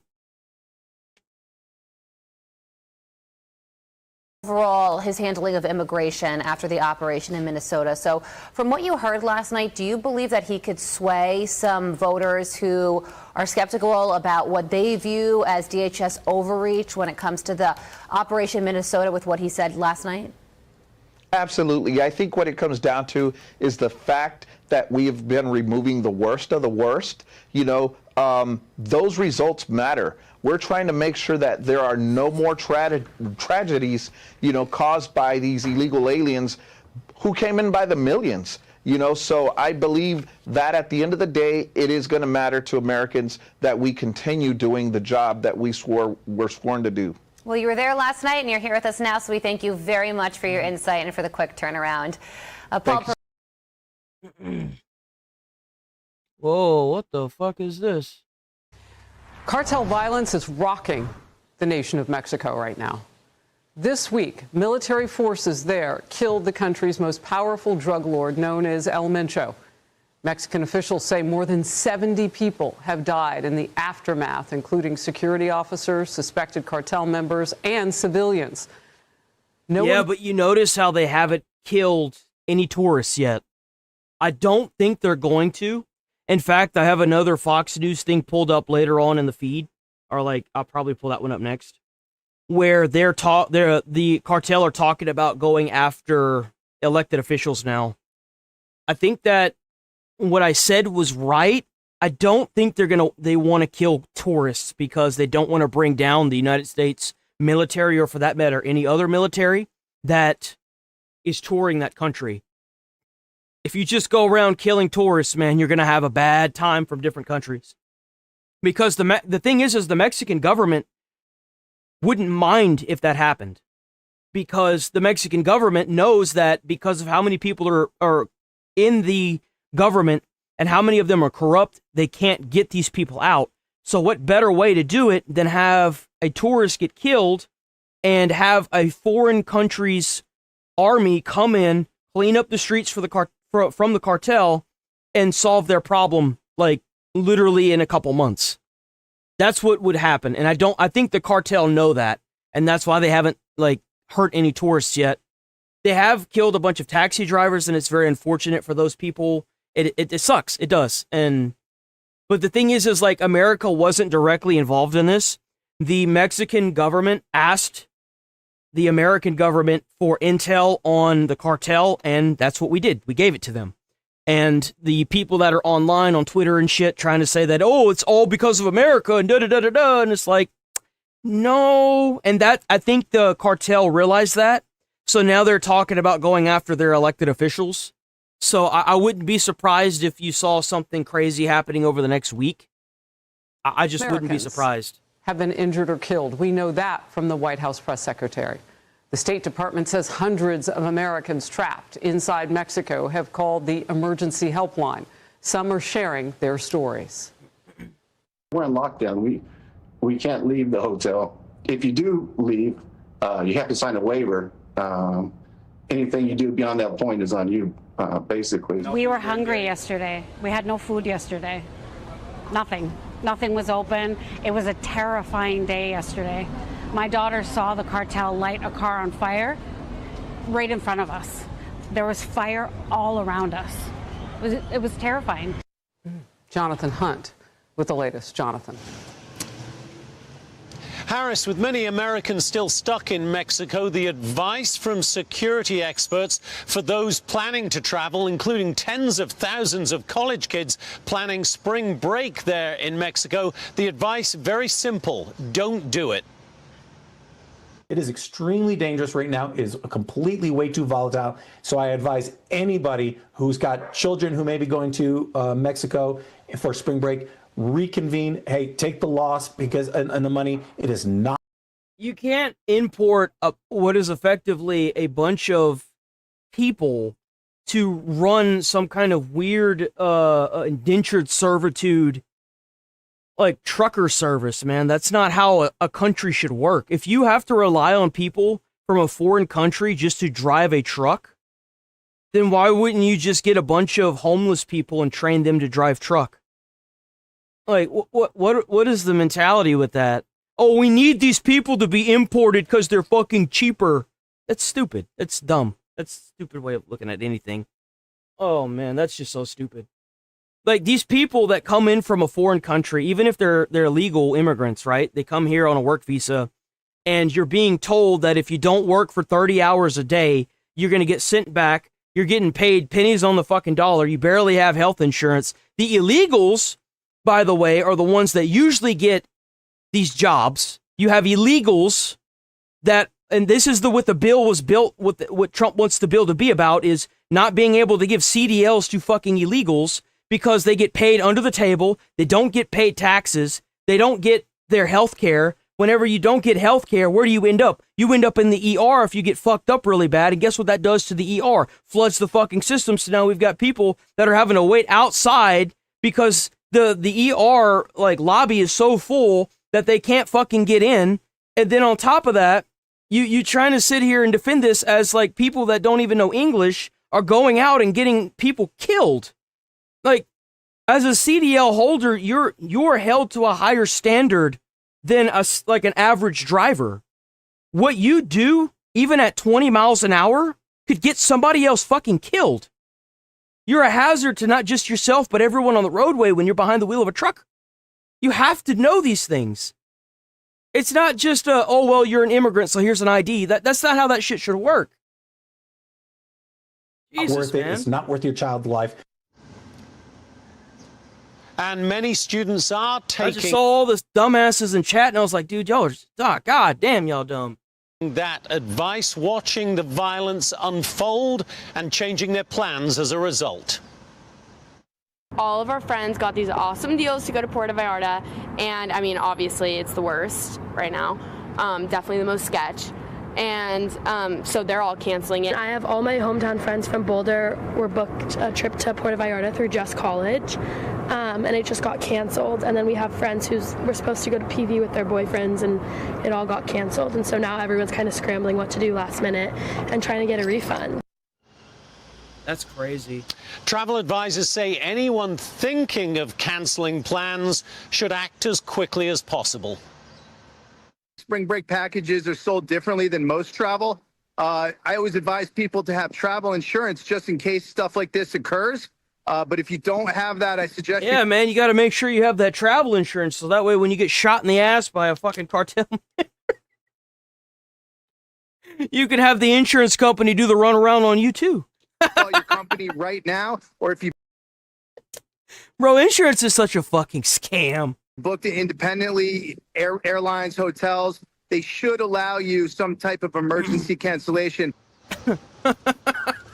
And security experts warn Harris that even if it gets quieter in the next few days, the violence could explode at any time in the next few months, given that so many gangs might now be competing to try to fill the void left by the killing of El Mencho. Harris? Jonathan Hunt, thank you very much. And a reminder, atop our Faulkner Focus page and my own, Harris Faulkner on X and across all... www Faulkner, Fox.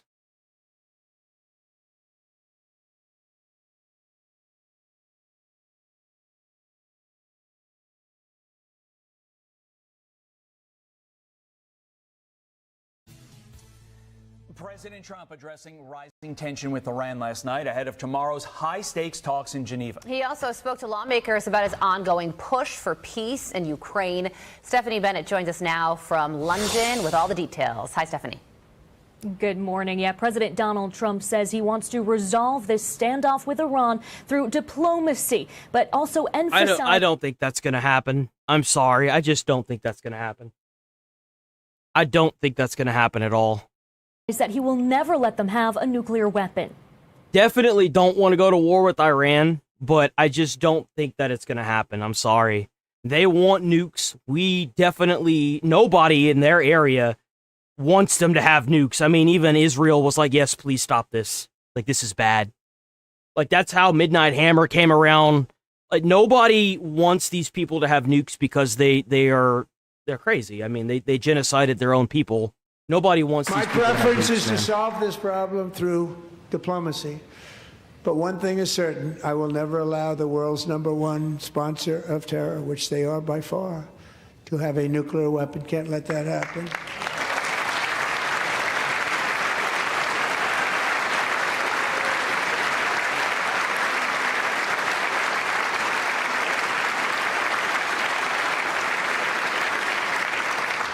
And no nation should ever doubt America's resolve. We have the most powerful military. Now, the president said he could take military action if no deal is reached over Iran's nuclear program. The U.S. is increasing its military presence around the region, and the U.S. State Department ordered all non-essential staff to leave its embassy in Beirut. I'm not even gonna lie. If Trump was forced to act against Iran, it would be just like Midnight Hammer again. I mean, they blew up all the missile sites. They did everything they had to do, and then they left Iran. So I think that if Trump is forced to act again, it would be just a swift. Like, why don't you just come to the table, make a deal, and just keep the deal? But I genuinely want the administration that's running it now out because of what they did to those Iranian people. They need to go. Well, Iran has warned it will retaliate if attacked, with U.S. bases in the region seen as potential. Oh, man, what you going to do? You going to make some more AI videos? Oh, man, not more AI videos. Jeez. Or are you going to take it from a game this time? I wonder. Targets. Meanwhile, anti-government protests in Tehran continued for the fourth Bro, I'm sorry, but every time I see these two people next to each other, I think of, like, the Avatar movie. And this is like the tribe of the like inhabitants of the planet, and then this is like the spaceships and shit, right? And it's like, well, we live in the real world, so the chances are that even if somebody that knows how to fight and be a Billy badass probably isn't going to be able to take on the U.S. Army. And you're not going to be able to do much once you're getting microwaved from the inside out, right? Like both sides will hold talks in Geneva tomorrow.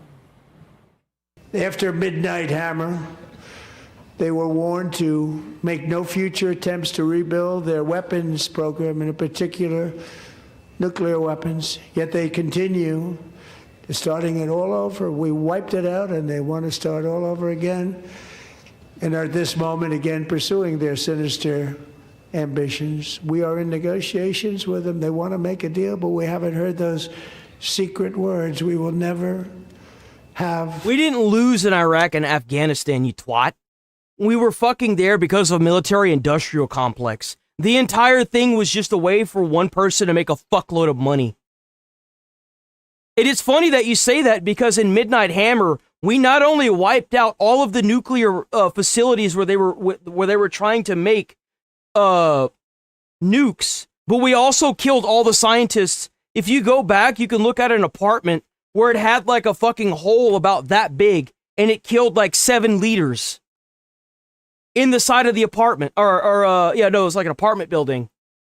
It's not going to be the same. We're not going to be boots on the ground in Iraq. We're going to bomb them from fucking orbit. It's going to be like what happened with Venezuela. Bro, Trump's not fucking around with this. He doesn't want to spend 20 years there. He's going to get the job done and move on like he did with Venezuela. A nuclear weapon. The president also mentioned the war in Ukraine. We were never meant to win the Iraq and Afghanistan war. We were meant to stay there and continue to amass people wealth for another 20 or 30 years. It was never about winning or losing. We won. We killed the dude. Osama, we got his ass. We got his ass like the first fucking week. Why were we still there? I wonder why. The military-industrial complex. It's marked 4 years since Russia's invasion yesterday. President Trump told lawmakers they're working to resolve the war, fighting for peace wherever he can.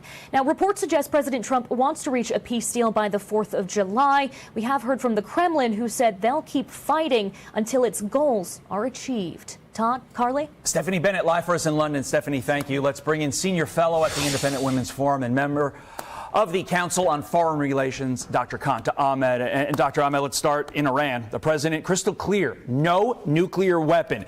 Did Iran finally finally get that message, or are they so dug in at this point to their own destruction? I never said we won the Iraq. No one was meant to win the... It doesn't matter. Y'all are just fucking stupid. In President Trump's masterful speech, he was nothing but transparent about... I've already said what I said, so if you want to fucking take that and spin it however you want, then that's on you. Not my choices problem. Iran has to I'm make. moving on And from I'd it. say actions speak louder than words. We have 1/3 Damn straight. U.S. Navy in the region. We Mhm. have tremendous air power in the region.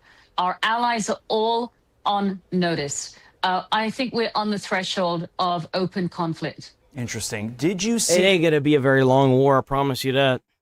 It's not. It's really not. last night's speech in any way, shape, or form having a material impact on tomorrow's talks in Geneva? Or quite frankly, Dr. Ahmed, is tomorrow in Geneva going to be same old, just going around in circles with ultimately, like you said, conflict being the answer?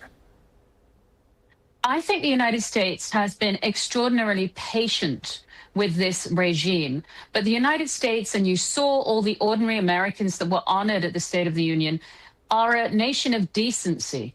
And the atrocious mass murder of 30,000 plus Iranians, the president mentioned, almost 400,000 people maimed, blinded, is not acceptable to us as ordinary Americans. Yeah. And so the Iranians are out of time. What was very significant was Marco Rubio. Well, it's easy to have a regime change whenever everybody that's running the country is dead. Because that's what's going to happen. Like, it's not going to, like I said, it's not going to be a boots on the ground war. They're going to tactically take out each one of these people, and then that's going to be it. There's not, I never understood why the fuck we had bases in Iran and Afghanistan and Iraq and all that shit. Why the fuck were we there? We were there to fund money, to get a shitload of money out of it. We could have tactically taken these people out anytime we fucking wanted. We did. I mean, they got Osama. They got Osama bin Laden, so it's like, why were we still there? We gave these people the tools to fight their own war. We gave them training to fight their own war. And the day that we left, the Taliban took over the fucking government. That day. The same fucking day. Like, you can bring a dog to water, but you can't expect the fucker to drink. And and we were there for how long training these people? Like, dude. Years meeting with leaders 20 years. In Congress. We were there for 20 fucking years. Most of my life, they were in Afghanistan and Iraq. Senate, closed doors, immediately before the State of the Union. And so the Iranians will probably think that they can... It took 20 years, and we replaced the Taliban with the Taliban. Way out of this, but the options for this regime are out, and the United States is poised for what is going to be a rescue of 93 million Iranians hostage to this tyranny. I'm really glad you mentioned Marco Rubio's address to Congress before the president's address to Congress.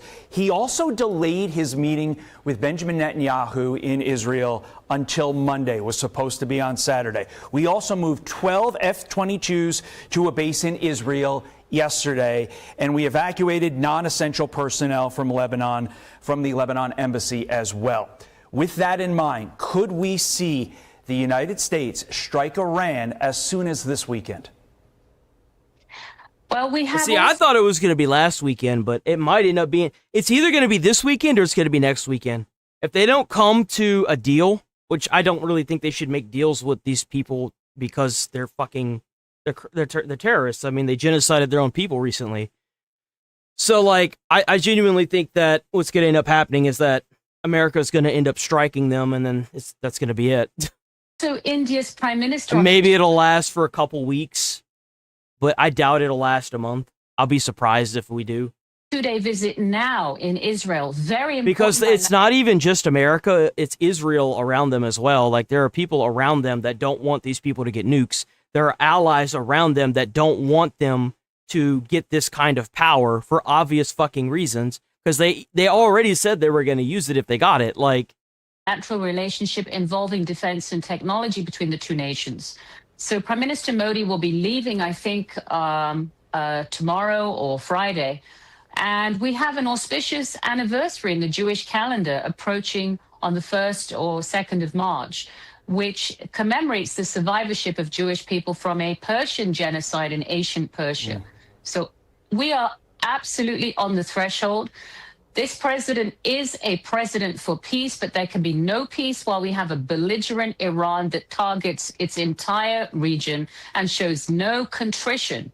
It shows no retreat from its ambitions. Dr. Kanta, I also want to say that the president has a remarkable legacy we're seeing building now, but something that also could happen, this is an enormously high stakes decision he's taking. Of course.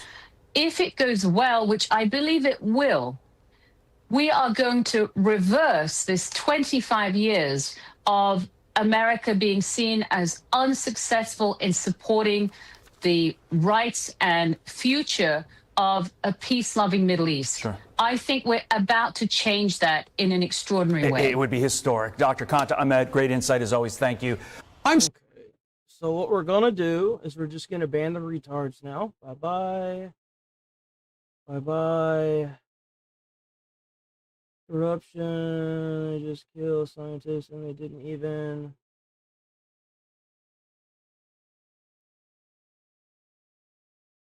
Bye. Anybody else sat in a room?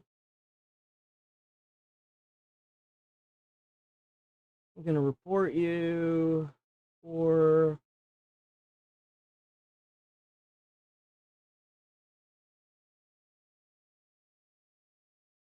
Bye-bye. Next. I don't have to show you anything, but I will ban you. Bye. Anybody else? You're getting banned. Hide user. I can't with all these fucking dumbasses, dude. Readily available on the internet. Shows info is readily. Yeah, it's on the internet. Go look it up. I'm not gonna pull it up. Go look for it. Go look it up yourself. I don't make fun of. I'm gonna report you. Hate speech, graphic violence, because it's a form of hate speech. Me, I don't know who the fuck me is. Who's that? There we go.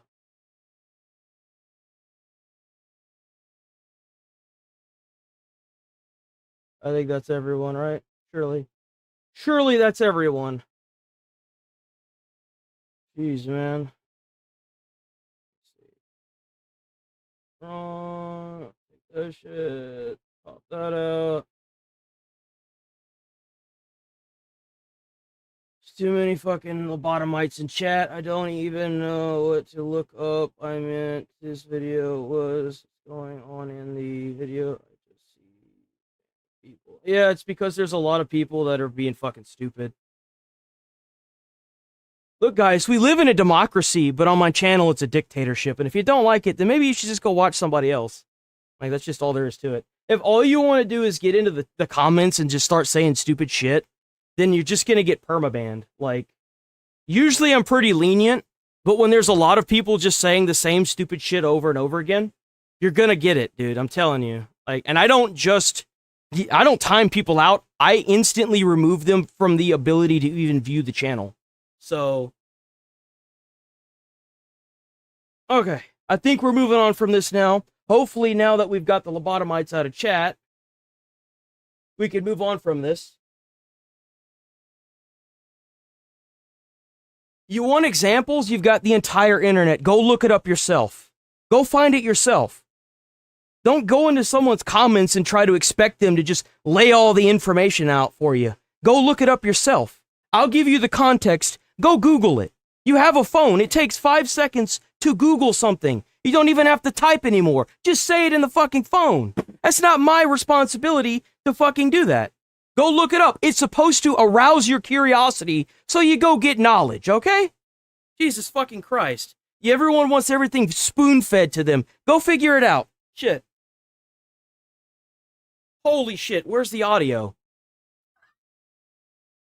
That's the fuck? This fucking video has no audio.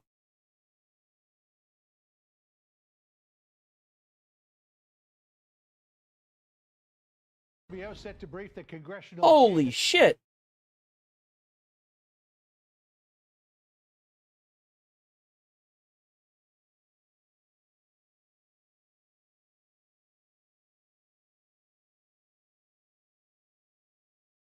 Okay, then. Of 8 this afternoon on possible U.S. action against Iran. Let's bring in Iowa Republican Senator Joni Ernst.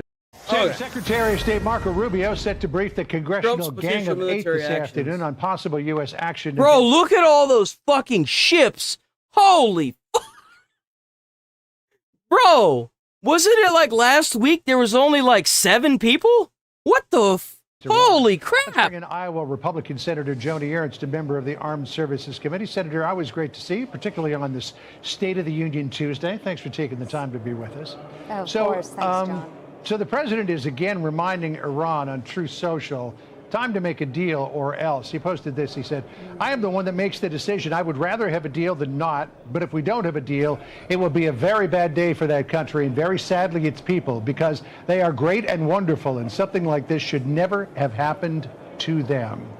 You're an armed. He's referring to the people that Iran had, obviously locked up the protesters, and then they were going to do a public execution, but they decided to do it behind closed doors. So all the people that were protesting that Trump said he would help are unfortunately probably dead by now. And it's very sad. It is. It's really sad. Services, which way do you think the president's going to go on this? Well, obviously, John, this is the president of peace. We have seen substantial agreements under this president when it comes to other regions. I think there's been 7 wars. I think. He had said it during a press conference of how many that he was able to either make peace with or just end. The fact that he was able to do it with Palestine and Gaza and the Gaza Strip is honestly impressive. It really is. Around the globe that have been in conflict. So, of course, let's go to the negotiating table. But I tell you what, when negotiations fail, if they do, this president will be ready to act. He wants to make sure not only there's peace and stability across the Middle East, that the people of Iran are safe, but that we are protecting our own interests and our own homeland. Steve Witkoff's headed back to Geneva on Thursday. Well, I mean, what better way to do it than to make sure that the person that's funding terrorists in the area is no longer in power, right? For meetings with Iran and what's believed to be one last-ditch attempt to strike a deal. Here is Witkoff's assessment of the talks so far. Listen here. The president asked me that this morning, and I don't want to use the word frustrated. He's curious as to why they haven't, I don't want to use the word capitulated, but why they haven't capitulated. You know, they probably have not capitulated because for decades Iran has played games with successive U.S. administrations, trying to play a little bit of cat and mouse, stretch things out while they develop their nuclear program and whatever else it is in terms of malign activities. But it would appear to me that based on President Trump's recent pronouncement, the time for playing games is over. It's not that they're against it. It's that they don't like that Trump is catching them fat W's all across the world. And building up one hell of a reputation for himself. That's why they don't like him. You got these people down in Minneapolis that are now online because they can't go down to Minneapolis and burn it down now. So they're mad and angry because the police are stepping in and arresting people. That's why they're doing it. Absolutely, John. And we saw the disastrous JCPOA, that original nuclear agreement under President Obama, and what an absolute failure it was. The President Trump, recognizes it was a failure. You notice how ever since the police stepped into Minneapolis, there's been no fucking footage of any riots or anything? Have you noticed that? I'm kind of sad, honestly. I liked watching people get ripped out of their cars and arrested. I thought it was funny shit. But unfortunately, it's a good thing that it's over because I didn't want to see more Americans get killed. But at the same time, it's like, why did it take so long? I do think that to an extent that was a failure on Trump's part. He should have just got the Insurrection Act involved immediately and just stomped that out like a little match head on the ground. That's what he should have done. He should have just immediately like cracked down on that, and he didn't. And it unfortunately led to the death of 2 people, and I don't agree with that. Now, they did make their own decisions in those moments, but that doesn't necessarily mean that I agree with, everything that happened. But again, but you can't just expect ICE not to do their job. That's not how it works. President of peace. He doesn't want to engage in a war. What he wants to do is bring... Yeah, you're right. He doesn't want to engage in a war. It's not going to be a war. It's going to be a bunch of tactical strikes that are going to completely devastate their government is what it's going to be. It's not going to be a boots-on-the-ground war. It's not. The regime... We have technology that the U.S. Navy has come forward and said they have fucking lasers on their battleships. Lasers. What the fuck are we, are we kidding? The negotiating table, find an end to their nuclear armament, get rid of ballistic missiles, and end the funding to these proxy terrorists that have threatened not just the Middle East, but also Americans as they travel abroad and here in the homeland. So if we can't find resolution there, this president will be ready to react, not with an endless war, but with precision strikes against the Iranian mullahs and those that are trying to strike fear in America and Israel. So again, this president will act, but he is trying to give peace a chance. In terms of precise targeted strikes versus a prolonged war. And you know what's sad is I actually agree with you. I do. What's sad is that if Alex Peretti was in jail for breaking that ICE agent's taillight, if the law enforcement of the state had stepped in and put Peretti in jail for breaking that ICE agent's taillight whenever he broke it with a firearm, because he had a firearm in his hip, he could have caught a felony. He'd have been in jail. He would be alive if he was in jail where he should have been whenever he kicked the taillight off of that federal vehicle. He would have been alive. And it's the same thing with Renee Good. If they had stopped, if the police had gotten involved and arrested her, she wouldn't have been there to try and run over a person. It's these things are so avoidable. And it's all because the state and police didn't step in. But now that the state police have stepped in, guess what? It's all over with now. It's done. Interesting perspective from Axios. Like I said, today. if they had just let the state police do their job from day one, this would have just been done and over with. What's sad is that now that it's done and over with, it did take twice as long, but it's still the same outcome. You can't go against the federal government. They are the ones that disperse taxes to every state. You're asking for trouble, man.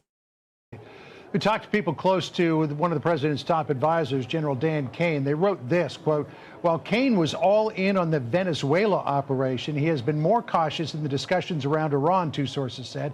Citing that contrast, one source described Kane as a, quote, reluctant warrior on Iran.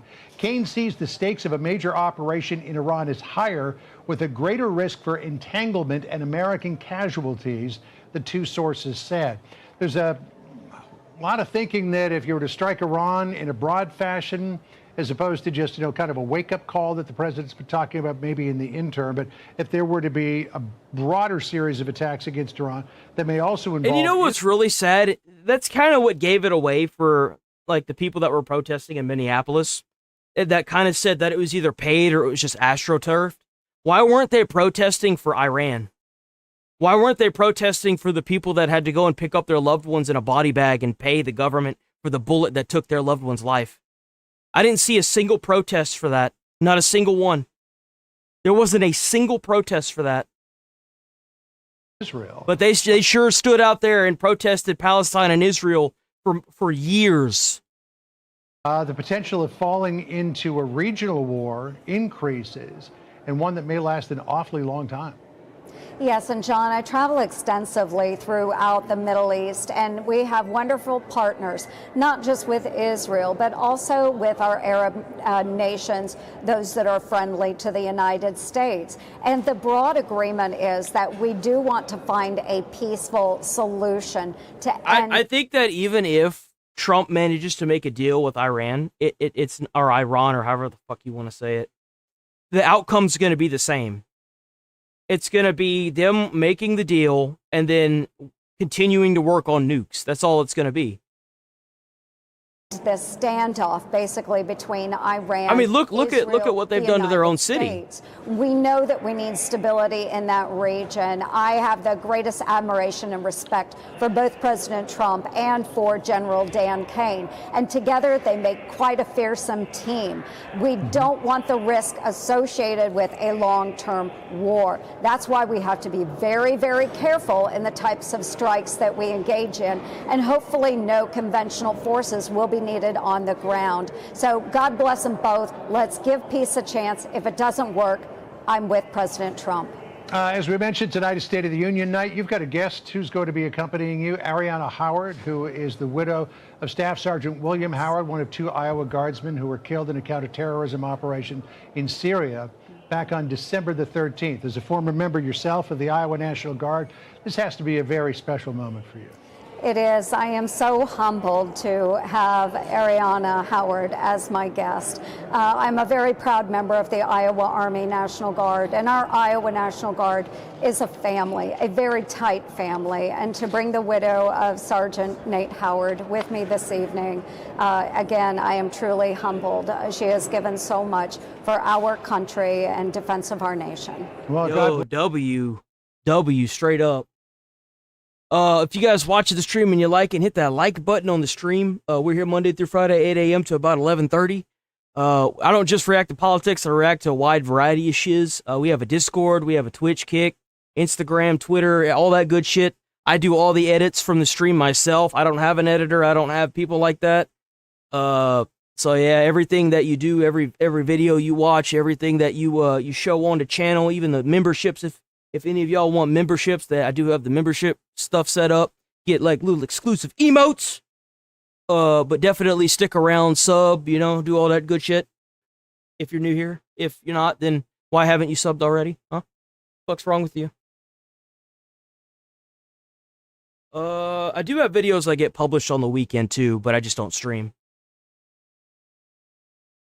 Oh, did I really just do that? No shot I did that.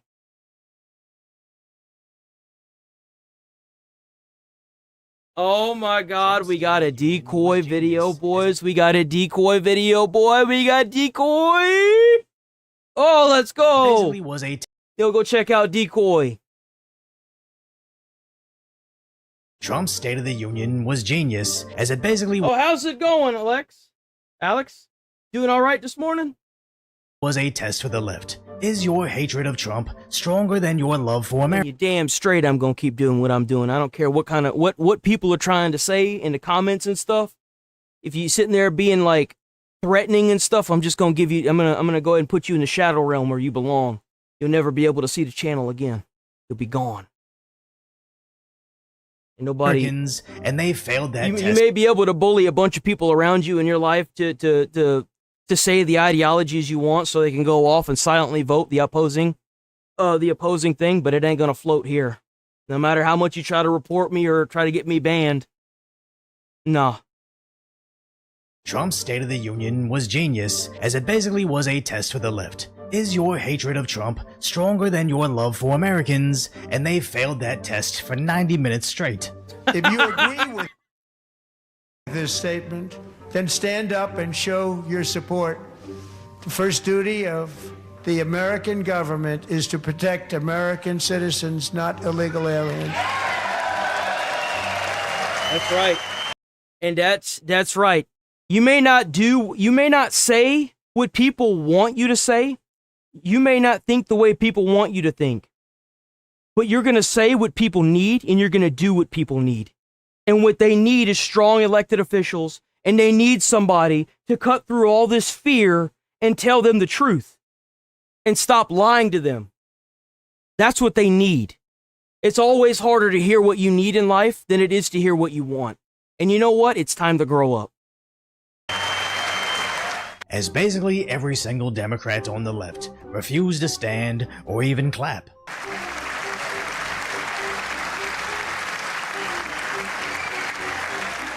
to which Trump quickly called them out. Isn't that a shame? You should be ashamed of yourself, not Bro, saying it. you hear her? Who's that? Is that? I heard that Ilhan Omar was shouting out at Trump whenever he was trying to talk. Be ashamed of yourself and enact serious penalties for Look, there she is. Look, okay. I don't like this lady one bit. I do not like this lady. But she was the only fucking person that was down in the Minneapolis riots or protests, whenever protesting. She went to jail. You know, I gotta give respect. I do. I have to give respect. I may not like her, but I do respect her. It takes a real senator, it takes a real person in political power to go down and actually protest with the people that you're trying to rally up. I gotta give respect. I do. who blocked the removal of criminal aliens, in many cases drug lords, murderers. I know that you may be able to do that in the country where you came from. You can just shout and blurt out in the middle of Congress and stuff, but you can't do that here. When someone has the mic, they have the authority. So just go on. For our country, they're blocking the removal of these people. As those two congresswomen time and time again show us, not only do they refuse to represent Americans, they seem to despise anybody that does. As conservatives eventually drowned out their You have to keep in mind that Ilhan Omar is trying to remove the DHS, the Department of Homeland Security, in the U.S. This is a massive problem. She's an immigrant. And she got her political power from a state, Minneapolis, Minnesota, where fraud and Somalians have been arrested for fraud and deported for fraud, specifically the daycare fraud that Nick Shirley dug up. And they found that the money that they were getting from the government was being sent to terrorists overseas in Somalia. So what better way to fund and help a terrorist organization move into a country? This is all allegations, by the way, but I've actually seen her, like, the allegations are, I mean, is it really allegations at this point? I mean, other than, like, maybe she's not connected to it by some miracle. Maybe she's not connected to it. But you have an immigrant in our politics that is trying to get rid of the Department of Homeland Security, who came from a state where they're funding terrorists. I'm not necessarily saying that she is, like, there yet, but they do have her under investigation. And I'm very curious to see what they'll dig up, if anything. That's, like, genuinely, and that's where I'm like, did she do it or did she not? Was she actually involved with the stuff that was going on in Minneapolis, or was she not? Because that's going to be a key factor in what plays a part in if she gets charged with treason or not. Straight up. Like, oh damn, it's USA. Chase.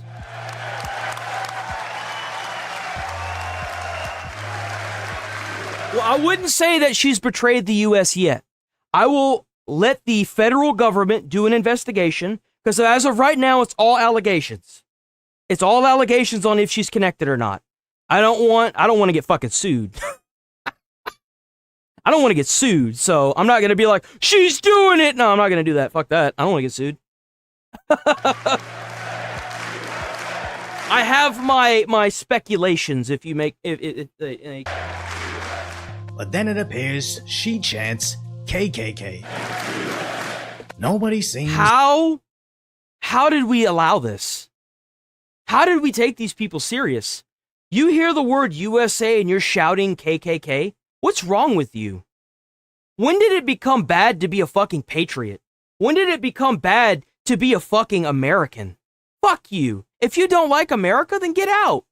I'm proud to be an American. I was a firefighter. I was a school bus driver. I worked for the United States Postal Service. I live in one of the only countries in the world where I was able to do all those things. I also was, we live in a country where you could flip off a cop and nothing can happen to you. You can give a cop the middle finger and nothing can happen to you. But if you threaten them, obviously you're in trouble. But that's different.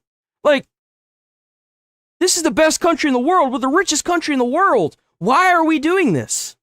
This is sick. America more than the people that travel all the way around the globe to come here. Claim their home country is superior in every way, but we need to admit unlimited amounts of people from their country seeking asylum. But if we say we're proud of this country, then we're the Klan. Their logic only sounds stupid because it is stupid. So it wasn't the only time Trump called out the left. Yeah, right? Like, how dare you be all American, you fucking Nazi? And it's like, fuck, how? How is that even comparable? Not standing for America. Look, nobody stands up. Remember, boys, we're Nazis because we're not seeing their point of view. It's not that their point of view is fucking stupid, it's that we're just not seeing it, I guess. These people are crazy. I'm telling you, they're crazy. Hey, dude, based. Trump W again. No one will ever forget the expression of terror on Irina's face as she looked up at her attacker in the last seconds of her life. She died instantly. Mrs. Zaretska, tonight I promise you we will ensure justice for your magnificent daughter, Irina.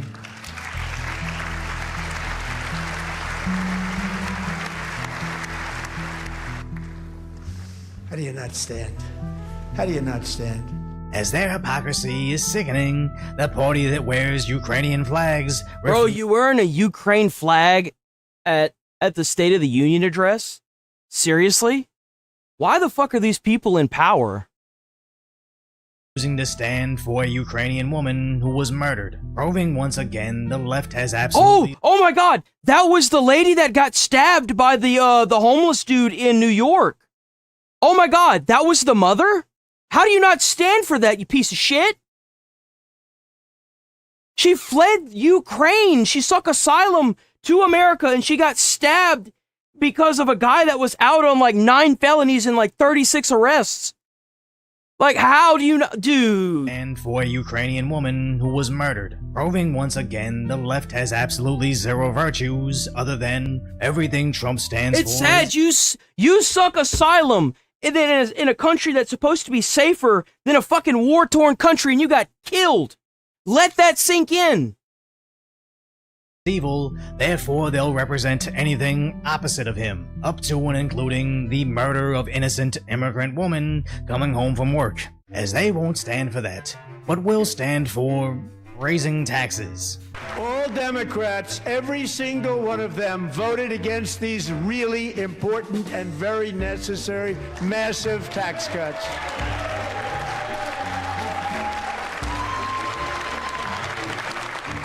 It's literally brain rot. You see, my view of a country that has elected officials has 4-year term limits on everybody. That's not the president. 8 years max for the president. The presidency should remain the same. 4-year term limit max on anybody that shows up. And they should be passing individual bills, not lumped together bills, on the floor of this place 24/7, 365 days a year. With no days off. If you want to be an elected official, it should be a term of fucking service, not a vacation. And they need to debank your ass and make sure that you're not getting income from any other foreign country. And if you do, they need to fucking charge your ass for treason. That's how a country needs to be ran, not this shit. It's literally brain rot at this point, as Trump is basically baiting them with, here's a popular take that Americans love, let's see if they're stupid enough to go against it. As the left's favorite Native American was angry that Trump hasn't said anything about childcare, but to my understanding, he did. The Somali pirates who ransacked Minnesota remind us that there are large parts of the world where bribery, corruption... Damn, she getting called out, bro. lawlessness are the norm, not the exception. Now that's crazy work for the cameraman to cut to Omar when talking about piracy. But remember, Nick Shirley found massive amounts of fraud in Minnesota, with several alleged $1 million childcare facilities in her community. Many of them has since been closed down. For obvious reasons, they cut the funding. Duh. Mysteriously, not a single story has come out about Minnesotans crying over the loss of childcare. It's almost... Yeah, exactly. And you know what's nice? is that ever since J.D. Vance paid them a visit, there haven't been any stories at all. It's been a beautiful, beautiful day. Like what a great day to be an American. Serving anybody, it was just fraudulent activity that Trump has since ended, as he's cutting wasteful spending in USAID, ending fraudulent spending in several states, and lowering taxes for American citizens, lessening the burden on American families, all while Democrat politicians show us their true colors, being angry over all of this, as Trump went more into border security. We're also restoring American security and dominance in the Western Hemisphere, acting to secure our national interests and defend our country. That's why I designated these cartels as foreign terrorist organizations, and I declared illicit fentanyl as a weapon of mass destruction. And it absolutely is. Fentanyl is absolutely a weapon of mass destruction. A little sliver of that can kill like a community of people. They lace it into like the standard drugs, so they're poisoning people. Absolutely, it's a weapon of mass destruction. Another fat W for Trump. Blaming Democrats for the crisis. Under Biden and his corrupt partners in Congress and beyond, it reached a breaking point with the Green. I can't really speak on Biden because, like, I feel like Biden was just kind of there. I don't know, dude. Like, he did nothing for 4 years. I don't know. Scam, open borders for everyone. They poured in by the millions and millions from prisons, from mental institutions. They were murderers. 11,888 murders. They came into our country. You allowed that to happen. As hosting angel families, or the families of those victims, has been a focus of his. These are the angel families that we love, that for decades our government betrayed, and our media totally ignored, and I've seen it. And they got up and spoke, and the media literally just turned off the cameras. They didn't want to hear them. That was my first glimpse as to what was happening. These are sick people. But somehow CNN tries to denigrate them. We're actually getting a little preview of kind of the theme of his address later today at the White House when he hosts the so-called angel moms. As that trash analyst should be immediately fired, where CNN is obviously going to criticize. What the hell's it? Wait, what? Tries to denigrate them. We're actually sick people. But that was my first glimpse as to what was happening. These are sick people. But somehow CNN tries to denigrate them. We're actually getting a little preview of kind of the theme of his address later today at the White House when he hosts. What the hell's an angel mom? What is that?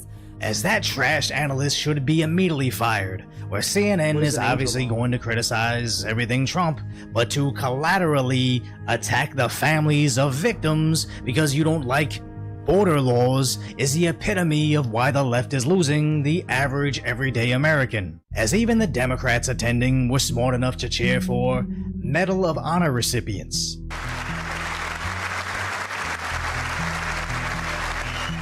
Yo, W. Let's go. But the idiots at CNN couldn't help themselves. But he utilized almost like these game show type moments where you're seeing awards being presented. American soldiers. He's presenting awards because these people deserve the awards. When did giving a soldier the Congressional Medal of fucking Honor become some kind of like put me down? What's wrong with you fucking people, man? These people served the country. They made sure that you're even able to have the position you're in. You know why? Because they're out there dying for it. They're out there dying for that American flag that every goddamn business in America flies. Every fire station you go by has a flag. What you talking about? The whole reason why you're even able to sit there and have that goddamn privilege of saying that shit online is because of those people. What are you even on about? That literally left pieces of themselves behind on battlefields on behalf of defending America, getting recognized for their heroism. You goddamn straight. God bless America. We live in the best country in the free world, baby. And you know what? I'm proud to be an American. I am. And if you're not and you hate America, then go away. You're crazy. It's an amazing place. You know why a bunch of rich people live in America? It's because they don't have to worry about a warlord breaking down their door, killing them, and taking all their shit. That's why. That's why they're in our politics, bitching and complaining and moaning. It's because they're not getting what they fucking want. Fuck them. There's a reason why people like Billie Eilish are here in America and not over in Ireland. I'm not saying Ireland's a bad place, but when you have the resources to go to any country in the world, then why the fuck are you bitching? Then move out. Go somewhere else. If you don't like it, then go somewhere else. CNN sees it, a game show type moment. It should be easy to say, hey, that was a nice gesture Trump did. Only if you could put politics aside for a millisecond to simply respect Americans. But they don't like Trump, therefore they don't like Americans, and that's become very apparent. Even when Trump brought out USA's gold medal hockey team to recognize them for their improbable win.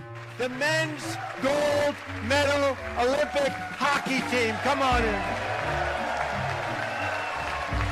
Hey, the hockey team. Bro, look at all those guys. They all got long hair. Yo. Why do all of them look exactly like XQC? Except for him.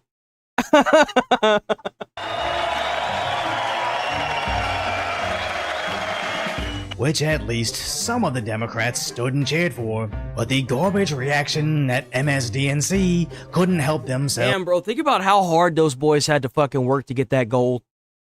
Bro, there's a lot of people in the world that would love to be the top dog, but they're the top dog. They did it. They did it, man. But hate it. And our Olympic athletes. They should not be being used as political props, though, and frankly allow themselves to be used as political props. Getting a White House visit after winning a championship is basically tradition. I didn't care when the Dodgers visited Biden after winning the ring, but somehow now the left loses their minds when they went back for Trump. And this is basically only propagated by You know why? It's because they're trying to alienate anybody that has anything to do with Trump. That's why. They're trying to alienate everybody that has anything good, nice, or like you could be on board with everything they're saying if you're brain dead, and you agree with everything they're saying except for one topic, and they're going to alienate you. Straight up, 100%. 100%. Like, as the New York Times will fawn over the American that decided to represent China at the Olympics, but loses their mind over Americans that love America. It's almost like the common theme we're saying is, there's no virtues or consistency in their thinking. It's just about bringing down America, from refusing to stand for American citizens, to downplaying Medal of Honor recipients, up to pride in your country is only permissible if it's China. But literally everything Trump brought up was a trap for Democrats. Why would anybody not want voter ID? One reason, because they want to cheat. There's only one reason. They make up all excuses. They say it's racist. They come up with things you almost say, what imagination. How's it racist? Whenever you go and get alcohol, you get carded. Like, how's that racist, bro? You have to present your ID when the cop pulls you over. You have to present your ID when you go buy alcohol. You have to present your ID if you want to make money in some places. Like, what do you mean it's fucking racist? How? How could you possibly construe that or misinterpret that to make it racism? It's just brain dead, bro. It's like, what?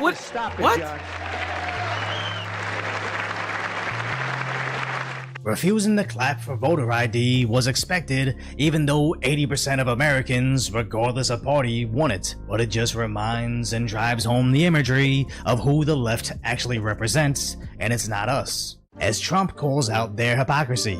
And even the new communist mayor of New York City, I think he's... Man, it's a beautiful thing to see the guy in charge that's not at one of the little rally events saying how it is, and all they can do is listen.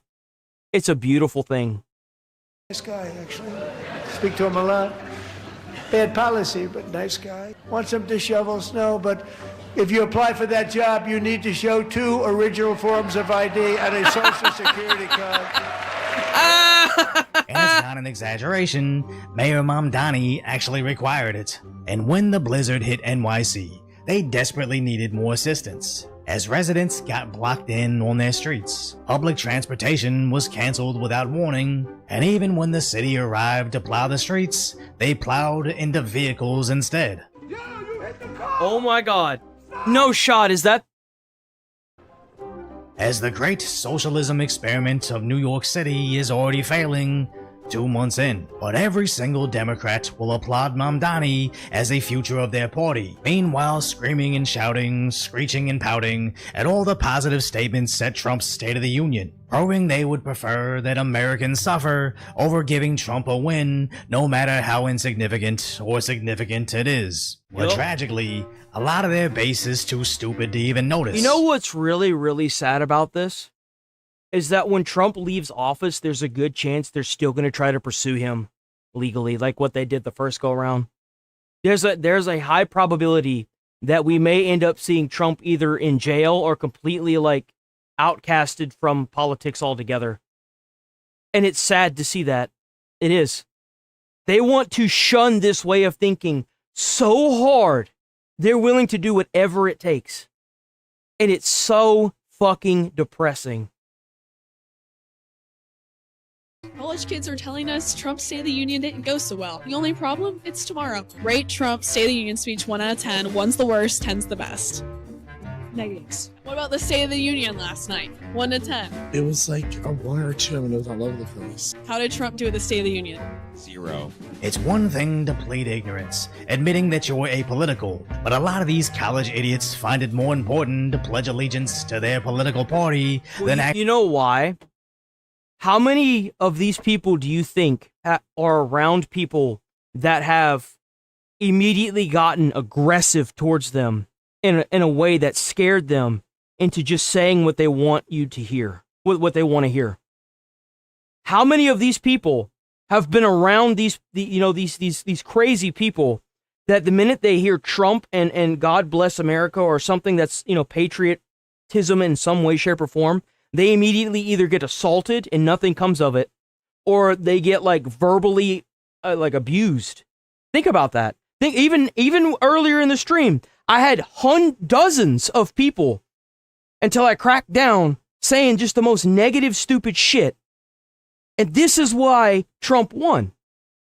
This is why. When you sit there and you verbally abuse somebody, they're not going to speak out against you.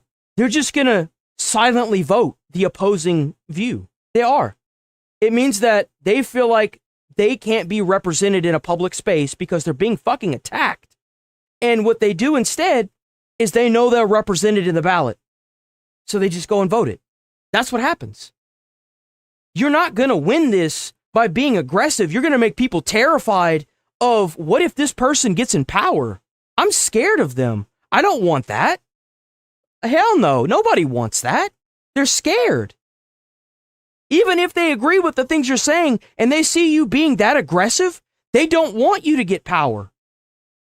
They're terrified of you. Actually be aware of what's actually happening. So if you appreciate my concise, lighthearted commentary condensing a 90-minute speech and hours of stupid media reactions, that is the tragic status of today's reality, hopefully I've earned your subscription and you'll subscribe to Decoy. Yo, W Decoy. Go join up Decoy, man. Bro's awesome. Freaking legend. Let me see. Wait, what the hell? Okay, yeah, no, we're gonna watch that. We got a special kind of reaction today. We got an Asmongold police video today. Oh man, it's a special day today, boys. Let me tell you.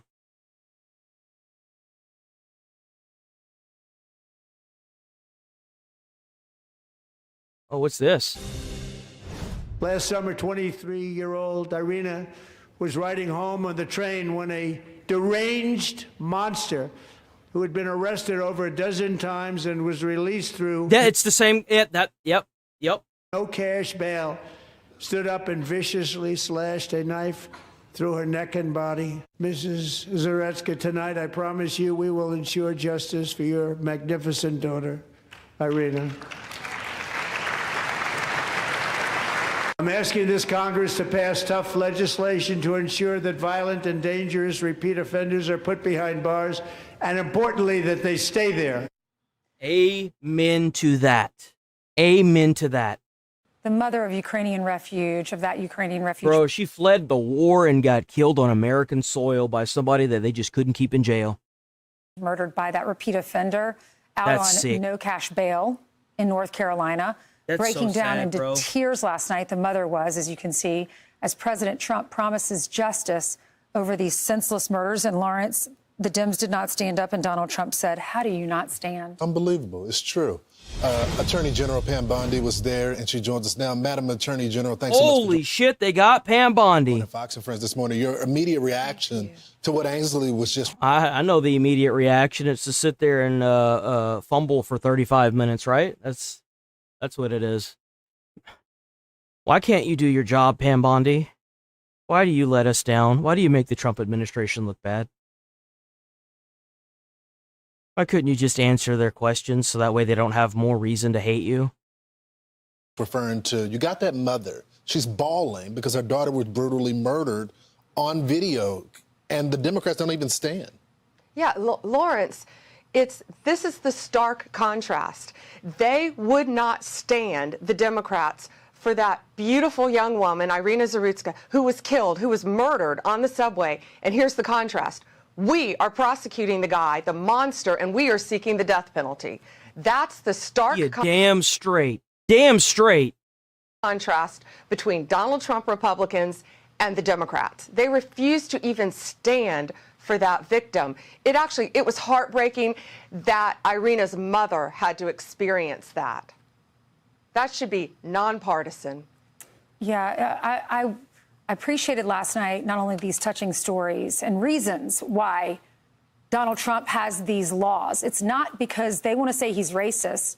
It's because when you're here illegally, you should not have a driver's license. You see what happens when there's a crash, when you can't read the road signs, when you don't speak English, can't read English, and then you plow into this little girl. Her life has changed forever. Her parents have to take care of her forever. This lady leaves Ukraine and comes to America, and her child is throat slashed on a train in North Carolina because this I thought it was New York, so it was North Carolina. Is out on cash bail. Yeah. These are the kinds of things they want to say he's racist. He really just loves Americans and is trying to protect families. Ainsley, as you know, he loves America. President Trump has made America safe again, and that's. I mean, let's not say that, because then that means that we won't be able to mobilize the National Guard to make sure it stays that way. No, dude, no.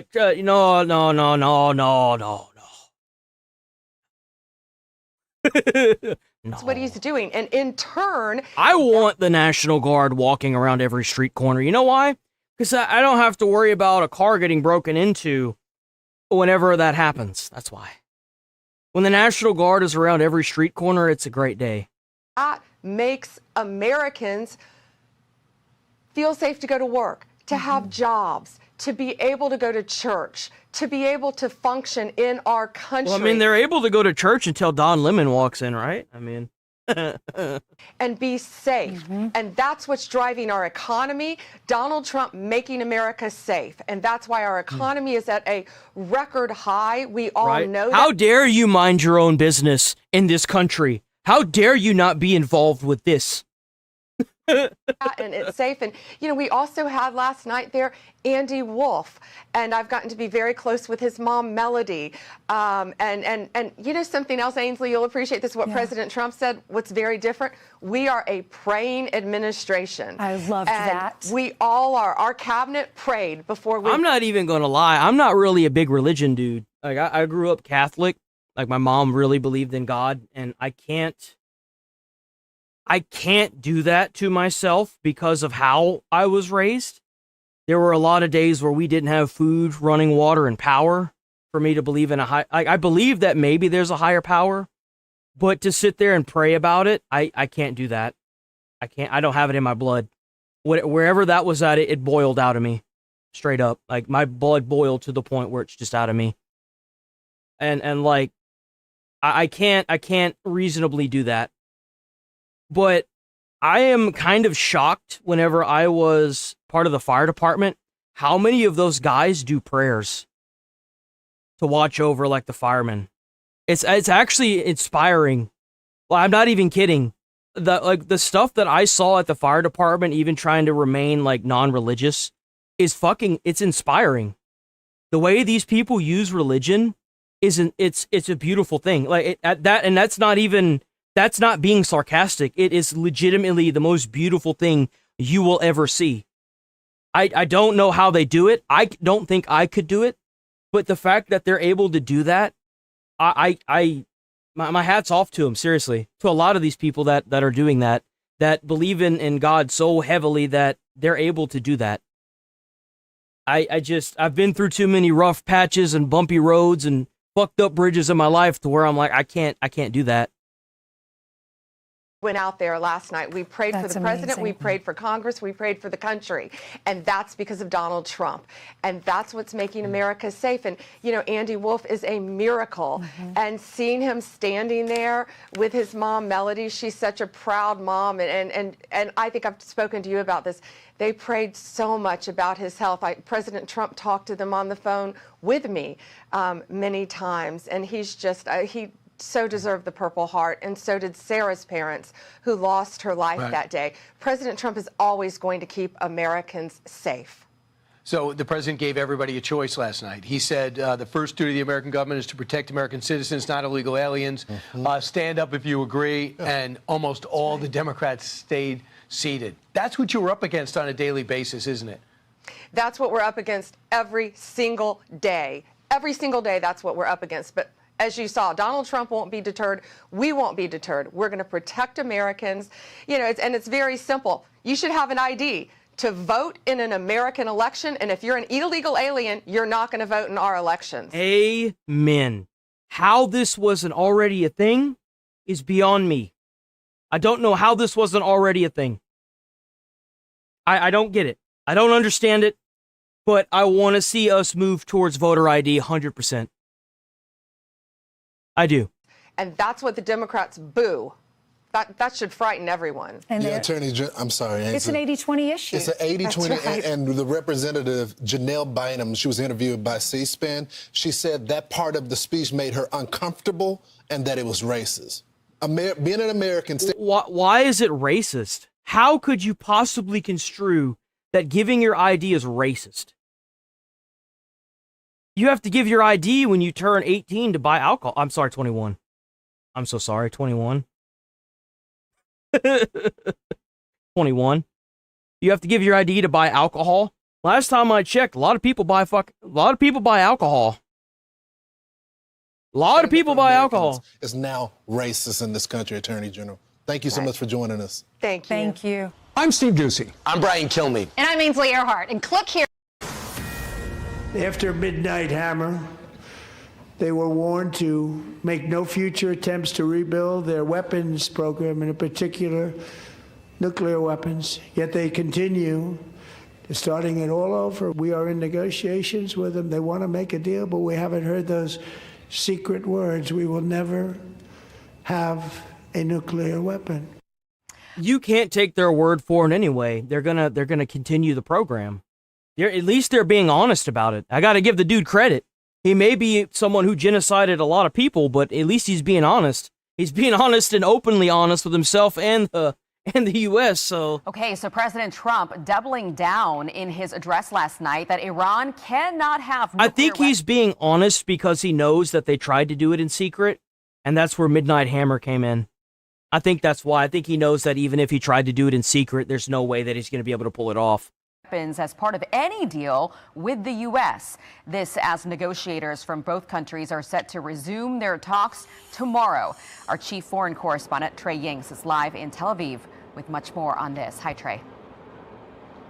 Aisha, good morning. Overnight, at least a dozen U.S. F-22 fighter jets landed here in Israel as part of the ongoing military buildup across the region. We know these planes are normally stationed in the United Kingdom, and they have now arrived in Israel. At sea, the USS Gerald R. Ford aircraft carrier is making its way to the eastern Mediterranean in preparation for possible conflict with Iran. And while the U.S. prepares for war, President Trump in his State of the Union address once again reiterated his preference for peace. You see, this is the whole reason why it's such a pain in the ass to get this done with that. I guarantee you if Trump could, he would have already captured this dude. I guarantee if this wasn't so media, like, if the media wasn't on top of this, bro would have already been snatched. I'd have been in Venezuela all over again. My preference is to solve this problem through diplomacy. But one thing is certain, I will never allow the world's #1 sponsor of terror, which they are by far, to have a nuclear weapon. Can't let that happen. With nuclear talks set to resume tomorrow in Geneva, Switzerland, Iran's foreign minister put out a statement overnight saying in part, quote, "Our fundamental convictions are crystal clear. Iran will under no circumstances ever develop a nuclear weapon. Neither will we Iranians ever forgo our right to harness the dividends of peaceful nuclear technology for our people." And while diplomatic efforts continue, so did the war games in the Persian Gulf, with new Iranian drills being conducted this week.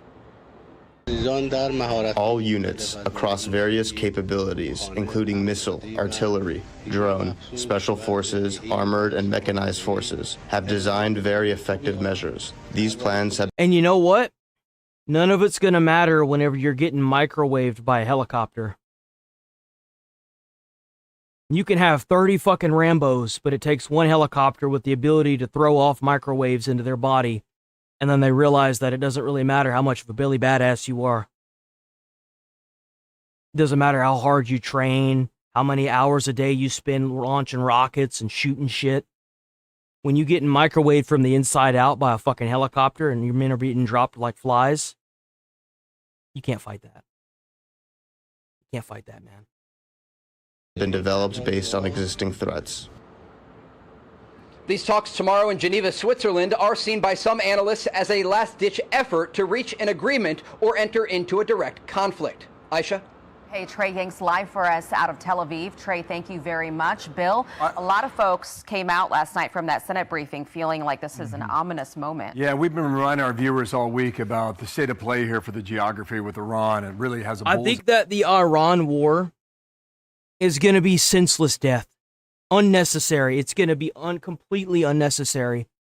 They should just do a regime change, give it back to the Iranian people, and move out. That's what they need to do. A lot of people are probably going to end up dying needlessly because of this. Because they're so fixated on making these goddamn nukes that nobody around them wants them to have. On it right now. Whether or not the U.S. takes action, we don't know. But it sure kind of looks like it a little bit when you look at the assets and where the U.S. military is building up. Everything you see here in yellow is a Navy ship. Everything here in red in Jordan, Saudi Arabia, Oman, that's a U.S. military base in the Middle East. In addition to that, you've got, well, just in the past 48 hours, there were F-22s flown into Israel as well. So all those aircraft are well within striking distance of Iran. In the water, on the sea, you've got U.S. naval. That's just what you see above the water. You know there's probably a massive amount of submarines under that water, right? There's probably ships under that water we've never even seen before. Who knows what's under those ships? And just look at this. Even the satellites in the fucking sky. Who knows what kind of technology America has? We don't even know. They just said on a Twitter post that they had fucking lasers. Lasers! And then you got the people from the Venezuelan security for Maduro saying that they were getting microwaved from the dude. Who knows what they have? You know, the president calls it armada. He's right about that when you look at everything that's lined up between. The United States rolled up in that bitch, turned the light off, and started microwaving people. How do you fight that? The Persian Gulf and the Arabian Sea and here in the Eastern Mediterranean. So we don't know if it'll happen or not as we'll move back over here to Aisha. And you were talking about this meeting that Secretary of State Marco Rubio had yesterday with the Gang of Eight. All right, that's, you know, behind closed doors, it's top secret stuff. And when the Democratic senators came out, I mean, they were quite concerned, I think, is the expression that we were talking about a bit earlier today. Yeah, and I thought it was interesting. They said, well, the president has to now make a case to the American people. They didn't say the president has to make a case to Congress, which makes you wonder what that is about. All right, well, we're watching, and we'll see whether or not it happens. Want even more Fox News on YouTube? Oh, what is that audio? What the fuck happened there? The hell happened there? Okay. All right, this is going to be the last video right here, boys. This video I caught a snippet of it, and it was a beautiful thing to behold. Let me tell you. And it is based. It was over Trump. Funny enough, but it was a beautiful thing to see how these people really think. I would go watch the original video, but I typically stick to Asman because unless I get an email back from the original video person, it's easier for me to do this and wait for the email or something, or just hopefully not get struck. If you're new to the channel, hit the subs button, hit the like button. We react to all kinds of crazy shit. Lots of everything, lots of anything. We're live Monday through Friday, 8 a.m. to about 11:30. I take the weekends off because I got to get away. I got to let my brain cells recoup from all the stupidity that I have to come across in chat sometimes. But we do this. We cover everything, internet drama, the whole 9 yards. We got a Discord, got YouTube, Instagram, TikTok, Kick, Twitch. Got it all, boys. We got a little I keep wanting to call it a partnership thing, but it's not a partnership thing. It's the YouTube where you could pay like the sub fee or whatever, and you get like little emotes and stuff, depending on what tier you buy into. So stick around. We do this all the time. At a dog park in Largo, Florida, where, get this, a woman allegedly attacked an elderly man over an argument sparked by his political attire. Hello. Hello. Is this other person still here? Oh my God. Yes, they are. That's Where crazy. is she? The gentleman in the small side. Wait, so he's getting medical care? Oh my God. You know he's got a video. How you got these people out there running around beating up on old people, man? How are we even like remotely like okay with this as a society? They're on the big If side. the guy wants to wear something like that, then like, come on. Yeah, What does it matter? It's clothing. Yeah, enough's enough. I have a right to wear this hat. Okay. And I have. No, he's video. right. He's absolutely right. Him wearing that hat's not hurting anybody. It's a red hat, so you could say that it's obviously a Trump hat. A Trump deranged person. Okay. And when I said I was good with everything Trump was doing, she freaked out and jumped over the fence and it's like an animal. Told me I better be worried about her. Oh my God. Okay, so it's with the black tank top back? You know, I used to wonder how these people maintain a job. But then I realized if you think about the development companies, how the DEI programs push these people to get hired on incentives, like stipends, money from the government for being hired. That's how they got in their jobs. It's because whenever you hire one of these people and they move up into the company and they become a supervisor, they hire a bunch more people that are going to be way more lenient than an actual supervisor or a boss. And they're going to push people out that don't fit with their ideology. That's how they get these jobs. And you're gonna see what kind of person I'm talking about. there. Yeah, black tank top, purple hair. Seconds later, one officer... And they all dress in the same too. What happened to the time or the day and age where if you didn't look a certain way, you didn't get a job? I remember growing up, my mom would always tell me, don't get no damn tattoos, make sure your hair's a standard fucking color, and don't be a dumbass. Whatever happened to that? Well, why is it now that we got these people showing up to these interviews with piercings all in their fucking face, tatted all up the side of their face, looking like they just came out of prison, hair like fucking neon pink? Oh, what the fuck is that, man? Haha, classic. Purple hair. catches up with the suspect, who witnesses said ran into the park after allegedly Got half their fucking head shaved and the other half long. onto a 72-year-old man, hitting him with a can and pushing him. Of course. What the heck? It's 70? Oh my God. Ma'am, can you come over here for a minute? Come here, bitch. You gotta speak to her in her native tongue. By the way, what do the body cams on Law and Crime prove? Maybe that the world is unpredictable, and sometimes when those scary and unpredictable situations arise, having a great lawyer matters, right? Well, that is where our partner and sponsor, Morgan & Morgan, comes in. No, it's in our car. It's ID on you? Under the protection of... Oh, no. So she won't come... So before we get into everything, can I just bring you up here so we can all talk together out in the front up here? Oh, no. Oh, no. No. Okay, do you have your... When did we start refusing to do what the police say? When was this ever okay? I don't understand where this mentality came from. Bro, like, where did this mentality come from? What world did you grow up in? So she won't come closer. She has to stay under the protection of the tree. Oh, this is already good. ID on you? Oh, good. Okay, what's your first name? Laura, Laura? why are you here, sir? Well, there was an incident, and we were called about it. Okay, the other officer's going to come talk to you in just Laura a second. from the I just trailer didn't know where park. you went to, so I came out to talk to you. I was doing the same thing I always do. Walking around the dog park. Laura, what's your last name, Laura? Why are you asking? I don't want to tell you my last name yet. Okay, because... I think we got ourselves a 2%er here. I think we do. We're working the criminal investigation? I said yeah. Okay. And so all also, I'm asking you for is your name right now. Laura. Okay, what's your last name, Look Laura? at the way she's moving. The way she's moving is so weird.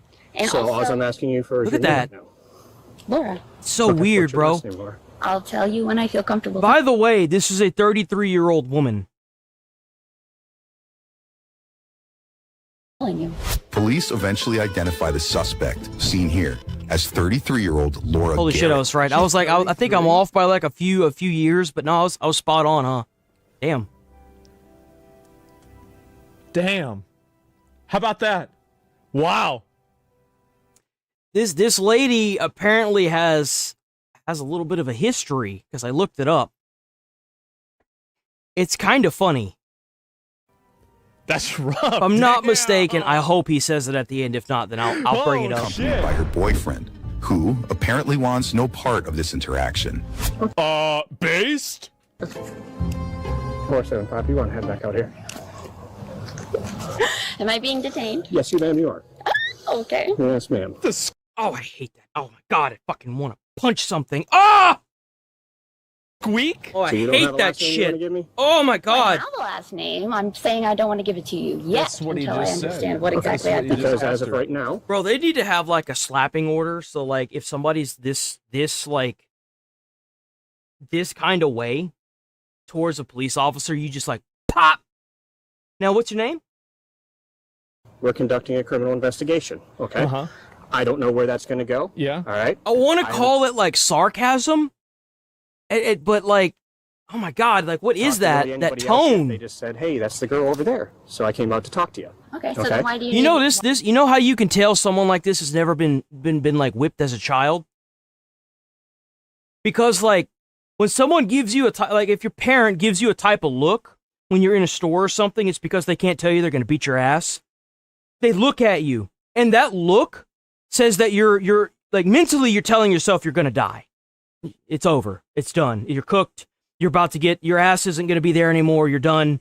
And you pray the entire time you're still there that she or they forget by the time you get to the car. And that's the look. And it's called respect for authority. When did these people stop having respect for authority? Why do you need my last Because name we're if conducting- you're just asking questions so Because, far? like I said, we're conducting a criminal investigation. And I You will can see she's I starting was to thinking the same thing. She looks like she's freaking 40. get stressed. give you my last name when I feel comfortable doing so. Okay, when will you feel comfortable doing so? When I know what you want from me. Isn't it crazy? Like, they are literally adult daycare. This is insane. Explain that. I'm just trying to get some basic info from you first. All right. Okay? Well- But I do need your name. You are being detained right now adult until we figure daycare. out what's going on. Well, it's either she doesn't have a father figure or she does have a father figure and she hates every guy in her life. It's always one or the other. It literally is one or the other. There's never an in-between. All right. So let's figure out what's going on. She had that father figure in her life that was telling her everything she needed to hear and not what she wanted to hear. And so she alienated that person and now she's acting like this in front of a cop. It's either one or the other. And I'll give you my last name. And you don't even have to have a father figure. Yo, my mom beat the fuck out of me. My mom was abusive. And she would always give me that look. And I knew, I was like, oh, fuck, man, I fucked up. Oh, I fucked up hard. I'm getting my ass beat. I already know it. And then we get to the car, and I'm like, don't say anything. Just be an angel. Just be an angel. And 9 times out of 10, as long as I didn't fuck up really hardcore, she'd forget about it. And I knew I was good whenever we sat in the car. And then she was like, you ready? And I'm like, oh, yeah. Your last name. I will give you my last name when Like, you not like ready to leave, ready to go, right? That means that whatever I did after that incident made things go back to normal, and that was good. what it is. That's The other officer will come back out here and talk to you in just a second. You're unwilling to come up front and talk to us? If you're gonna be like that, But sure. like, there's a fine line between abuse and punishment, and unfortunately, my mom crossed that line one too many times. Like, the minute you start using your fist is probably whenever you cross that line. You know, I'd assume most people would say that. So I don't want this to get construed into like, oh, you were abused, so you want other people to be abused. No, there's a fine line between punishment and abuse. Just so we're just so that way we have a foundation here. Arms around. Uh-oh. That's Here for we the go. people that want to take everything and misinterpret it. I'm gonna go this way. Well, let's go this way. There's the other officer right there. We're over here. Hang on a second. We're not going to do whatever we want. That's not how this is going to work. Okay. Ma'am. Oh, she's... Here we go. Here we Now go. you know why the boyfriend is like... You know, I bet that boyfriend is sitting under the tree and he's like... Mm-hmm. Sir. Ma'am. Sir. I'm walking to the front of the park. Yeah. If you're like, I'm not gonna lie, if you're with somebody like this and you're actively rooting for them to get like arrested, why are you with them? Just leave. Like, if you're actively like looking forward to the police detaining this person and going to jail, just leave them. Don't be with them. Like, why be with them? He knows where this Is is that going, not what bro. you wanted me to do? He She's knows refusing. where this is gonna go. Walk to the front of the park? Oh my god. Walk to the front of the park? Think about how insufferable I'm this so person sorry, is. sir. I'm so sorry. I asked her to walk to the front of the park, and I'm getting this. She's got to be on something. There's no shot. Adult daycare. I don't understand. Actual Yeah, adult she's with another daycare. male back there. I don't understand what Who's the right there? problem is. Oh, so what she's doing is walking to the front of the park, and they can see where they're supposed to be going. I get what's going on. The here. one in the dog park with the I get dog? what's going on. Okay, no, you're right. No, seriously. You guys are right. I am being disrespectful. You see that demeanor change whenever another cop walked over? You see that? You see how quick it changed whenever more and more people were getting involved? Okay, no, you're right. No, seriously. You guys are right. I am being disrespectful. You're both right. I should not be speaking to cops like this. Okay. Those Can I tell you why we're here? Can I? Oh, yes, Okay. please. Yes, please. Okay. Yes, please. We got a call. Mm-hmm. There's an allegation made against you. Mm-hmm. Okay. Let me finish. But I don't haven't talked to the other gentleman yet. Okay. Let me go get his side. Mm-hmm. I'll get your side, and then we'll see where we go from there. Okay. Was that so hard? That's what I tried to ask you. If you would come up Right now, here. you are detained. Okay. And can I just say, that's fine. He would not move past asking me my name. He would not tell me anything unless I get. Did I not say you were detained and we're here conducting a criminal Would investigation? you tell me? And no, I told him this already. Jesus Christ. You know, I really have, this is going to sound really bad, but this has totally changed my perspective on police brutality. I was not expecting that! Holy shit! Oh my god, dude! Holy shit! Oh my god! Oh shit! It has.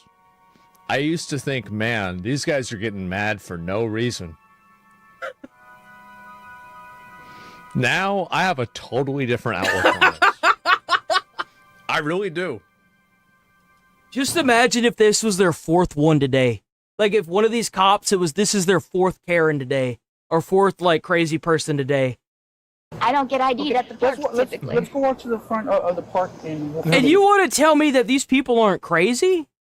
Bro, dude, she pushed over a 72-year-old man, hopped the fence and ran away, and she's acting like this to cops. And these are the people that are advocating for, bad things to happen to Trump and saying all this crazy shit about Minneapolis. Like, what are we doing here? How do you take these people serious? Like, in any way, shape, or form. If this would have been like 10, 15 years ago, these people would have done something like this and ended up in jail for like 10 fucking years. It's because they keep getting let out of jail, bro. Put them in jail. Okay. Why are you detaining me? I just told you. I was asking him. Okay, let's go to the front. Why are you? So now we're moving on from this. You know why you're being fucking detained. Go to the front. We have moved past this. You have just been told why you're being detained. Move your ass to the front of the office. Because we're conducting a criminal investigation. If you don't go up to the front right now, I'm going to put you in handcuffs. So, do you want to walk? Or Please do it. For the love of God, please put this lady in handcuffs. I'm going to put you in handcuffs right now. I mean, I was Adult already daycare. walking towards the front. Yo, low key, this is adult daycare. Straight up, this is adult daycare. It was what you told me, but Yo, this actually kind of reminds me of whenever we caught a call on Christmas Day. So it was Christmas fucking Day, right? And my fiance was at the station. We had like family over at the station, right? And this fucking dumbass moron proceeds to call the dispatch center 37 motherfucking times once we got on scene. Have mind you, we were already on scene. She continued to call the dispatch 37 fucking times. Because one of the it was during a freeze. One of the pipes had busted in an apartment complex. And this dumb cunt comes, and I didn't give a fuck, dude. I was already 1 foot out the door because I was done with the fucking schedule at the department. I was so fucking over the schedule. Working 2 days on and having 1 day off was dog shit, and I was over it. Like, I was so over it. And this lady comes rolling up, she gets out of her car, and she's like, my child doesn't have water! Oh, God, my child doesn't have water! And I looked at her and I said, ma'am, we're not plumbers. All we can do is shut the water off if we can find it. And the affronted look she got on her face, and the apparatus driver, he kind of smiled and laughed at me. And he was like, ma'am, he's kind of right. We can't do anything. Like, we're not plumbers. We're firemen. Why are you continuing to call emergency? And they confirmed that it was her because she stopped after I said that. Yo, like, dude, like, what are you doing? See? You see, like, she can't handle being given orders or being told what to do, so she has to act like she's gonna do it anyway. Right. And while we're doing this, let me get your Let's keep walking. no, I will keep walking when you. Okay, I'm not doing this. Police decide they've heard enough and detain Laura. Okay, all right, yep. I see what's going on here. Yep, okay, got it. Well, what really fucking sucked about the situation, right, is that we were stuck there for so fucking long because they didn't want to leave because they wanted to make sure the apartment manager was going to roll up, right? So the girls that we had, you know, my fiance and the other family members, which was, I think it was a friend, well, it was another fireman's girlfriend who was there. They had to clean up the food and stuff, put it all away, and they had to leave. We were there for so fucking long because of that dumbass that they ended up having to leave. The bitch completely ruined our night. And not to mention, we were out of service during that entire period, so if there was a fire or somebody that actually needed fucking help, we were out of service. We sat there for 4 fucking hours waiting on management to show up before our captain was like, yeah, no, fuck this, we're out. It must have been like fucking midnight by the time we finally got back to the station. It sucked, bro. These people can't seem to think more than 5 steps beyond the present moment of crashing out. It's the 15-minute, it's a racist meme. It's the 15-minute mindset. These people do not think about anything that's going to happen beyond the next 15 minutes. Yep. That's the common thing. Just like this jackass in chat that says, cool story, bro. You weren't able to think past the past 15 seconds. Really and now you just caught a permaban. So enjoy your permaban. Enjoy the Shadow Realm, bitch. With them. Like, police officers deal with these. And you know what the best part is? That's the best part about being an American, right there. people all the time. That's why they see, oh, we got ourselves a retard. All right, let's just just hog tie her right now. Yeah, there you go. There you go. My words exactly. I can't say that because there's a chance that I could catch a terms of service on YouTube, but you know. Let's go.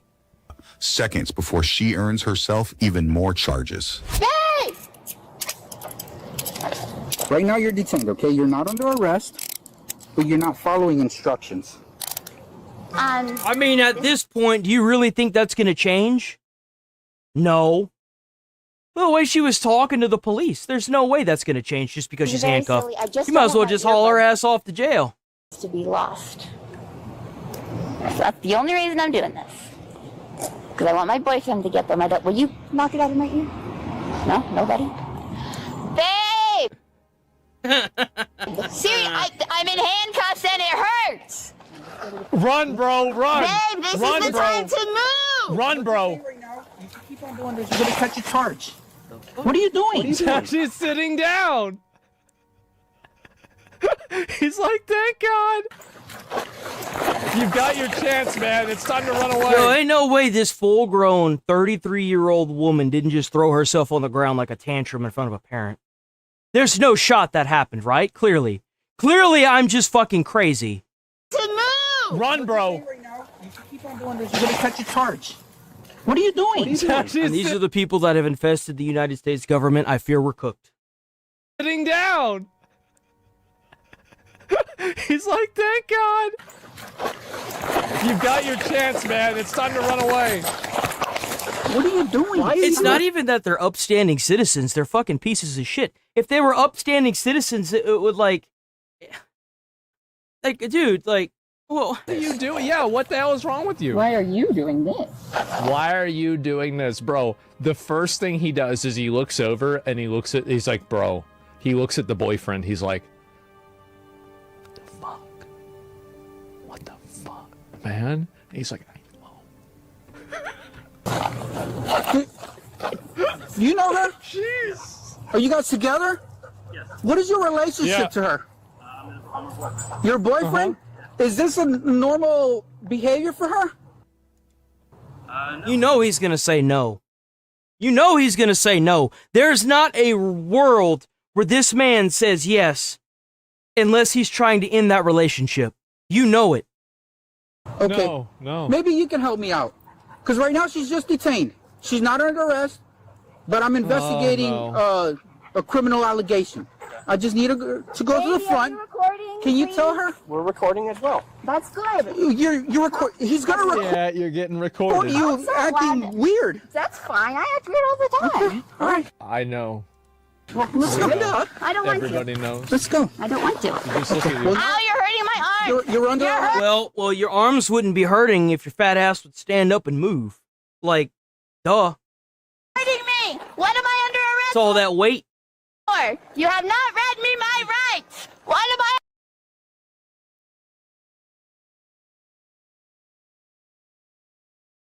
There's not enough Tylenol in the free fucking world to deal with a headache like her.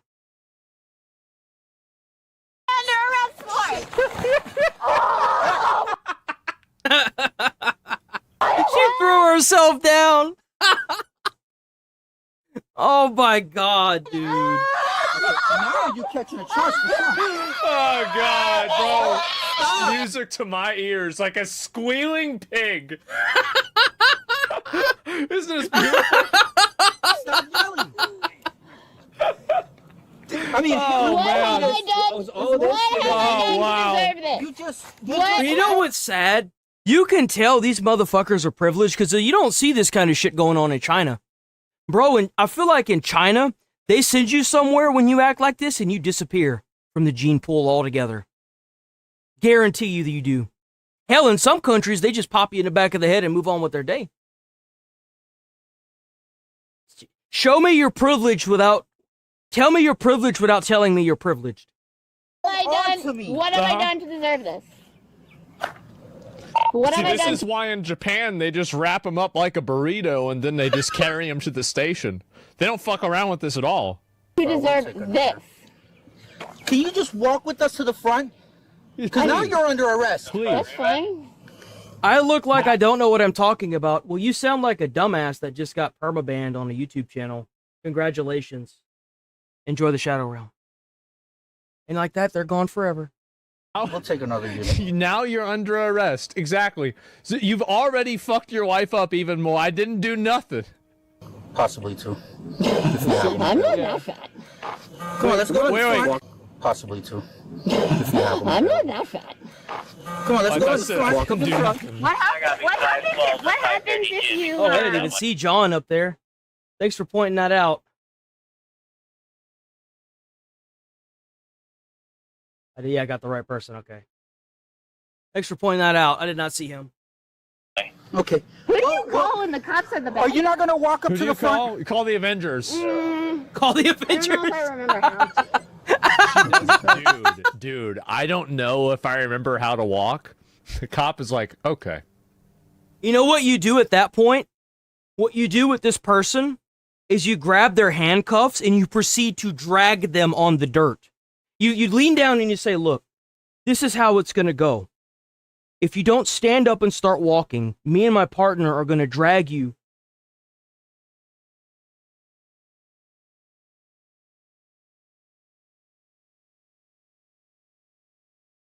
That's weird.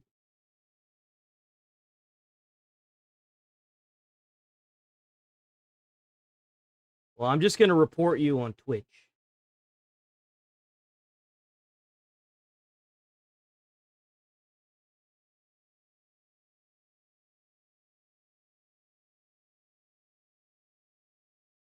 Report. Boom. There you go. Chat message. Symbols encouraging hateful behavior.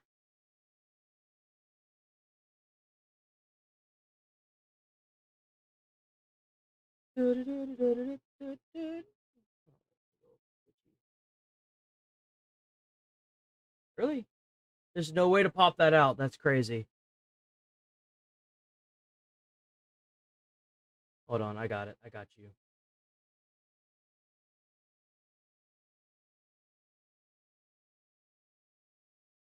I can't even, like, that's so weird. Twitch is so stupid. Hateful conduct. Symbols encouraging hateful behavior. Oh, there's a mocking trauma. I was...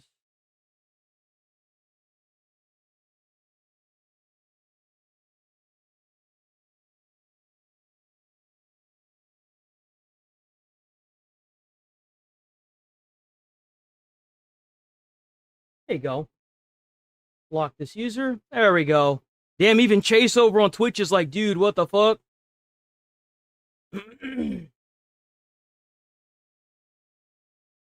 Okay. There we go.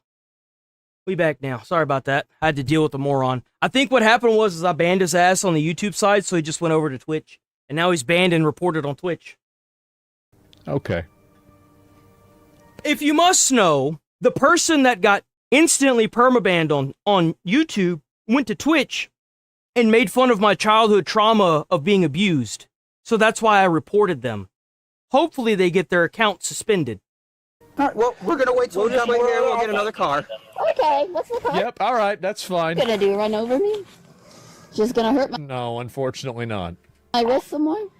We're code 4. No need to run code, but as soon as possible. Police These are the said Laura people. caused These are the people that are trying to say that whoever believes in Trump is stupid. Like, one officer to trip and injure his knee before continuing to resist arrest. but remember, guys, your morals aren't where they should be. I completely agree. I think honestly, like, he might not ever be able to walk again. I think we should just put her in jail forever at this point. I mean, hurting a police officer like that, I mean, we can't have a dangerous person like this in the country. It could be a threat to anybody, and I think that the only way that we can handle it is just to put her in jail forever. I think this is the only option. Now, officers wait for backup to arrive with a hobble restraint for the I don't know. I don't think she was on anything. I don't think she caught a drug charge. suspect A hobble? when she apparently Hobble restraint? decides now is a good time for Again, what karaoke. they should do, what police should be allowed to do, is just drag this lady face down on the dirt. Just straight up to be like, you could. Like, get it on camera. Are you going to walk? No. Okay, well, start dragging her. Just start dragging her face down. You know, all this is pretty ridiculous. It sure is. I love Florida. All right, now we got the idea at least. I'm proud to be an American, cause at least I know I'm free. Jesus and I won't forget the man who died, who gave that right to me, and I'll proudly... Is this hell? Surely this is hell, right? Surely. Or purgatory or something, right? Where did these people spawn from? Where did you come? What planet are you fucking from? How are these people running politics? How do you take these people serious? Surely I'm not the only one. Am I the only one that, like, how?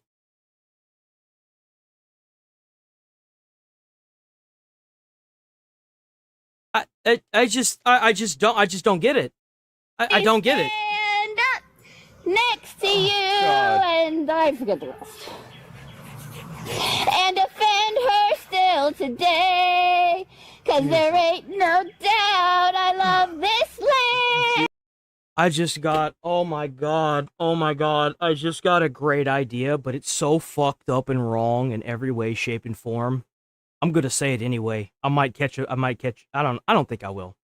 We should have, like, if you want to do the whole, like, pro-choice thing, you should have this lady's music, like her singing this in the background. Should I say this? And you should have a sign that says, "This is the reason why abortions are a good idea."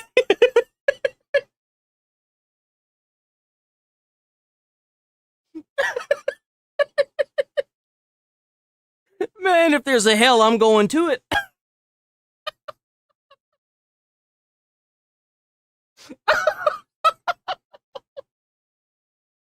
Oh!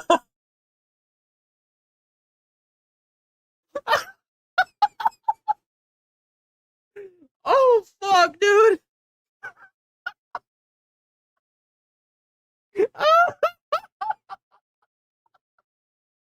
Oh, fuck. Jesus. God bless thy...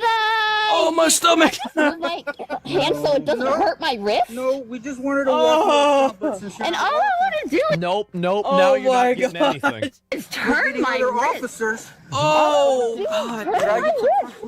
Are you gonna walk up to the front? No, I tried to have you carry me. You wouldn't do it, so I don't know. Why the fuck would they have to carry? Are you kidding me?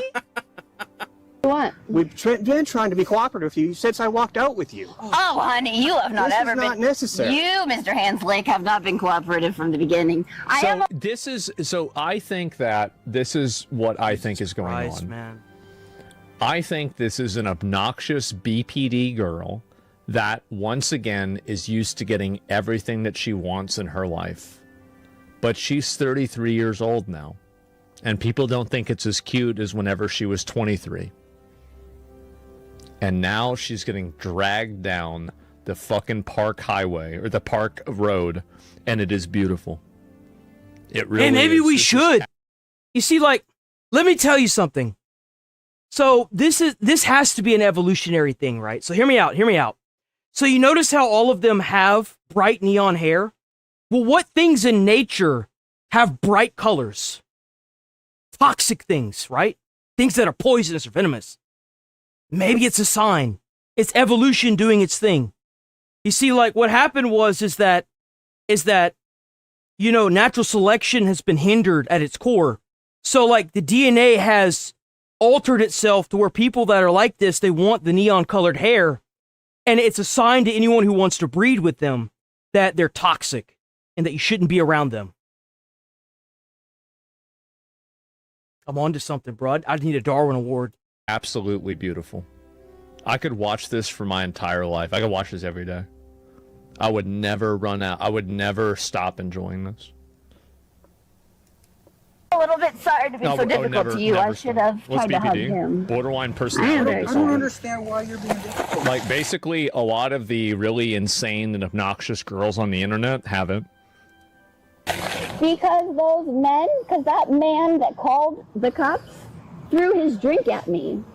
Right. Okay. Oh, and I told you wow. we were just going to the front so we can talk and about figure it. things Yeah. out. You know what's funny? Is that because you're acting the way you're acting, you're still probably going to go to jail. Because you're acting this way. If you had just walked up front and did what they asked you to fucking do, you wouldn't be face down on a dirt trail in the middle of a park. You would probably be telling your side of the story if you had just been coherent and honest, and they probably would have gave the old man a warning or a ticket or something. If that's true. But because you're acting like an imbecile, you're face down in the middle of the park in dirt. What? There's just no self-preservations here. This is just sad, bro. Back in the 1800s, these people would have been fucking with a snake and gotten bit and died. But for some odd reason, with the invention of the internet and the common fucking presence of mankind, these people are still alive. This is what we get. Very difficult with us for no reason. This is that child that the parent was like, "Don't touch that snake, honey." And then the child's like, "Okay, mommy," goes and picks up the snake, gets bitten, and dies of poison. That's this child. Natural selection, why have you failed us? Get difficult until this man. Yeah. Go through the park, veer left, and walk the trail. You'll see it. What was I doing that was so difficult? I got it. Do you need 5 of us if she's in custody? No. Yes, bring 5. Bring 5 of you. I'm huge. Oh damn, Nigel's I mean, you're just God the making Fish this is more here. difficult How's it than it going? has to be. Yeah. He started it. Okay. Will you walk with us to the front? Okay, he's at the doctor. All right, man. Welcome. Apologize? I was worried about you. Damn, where's try? If this guy apologizes. Okay, let's try it. Let's try it. No. Well, I will do every single thing, every single can time. you walk with us to the front? If this man apologizes. Will you walk with They us to do. the front? These people live because of shared abundance. They do. They live not sheer abundance. They live because the technology is just keeping them alive. Like it just hurts my soul to know that we are taking away one of nature's most beautiful things. Natural selection. Especially for people that want to act like this.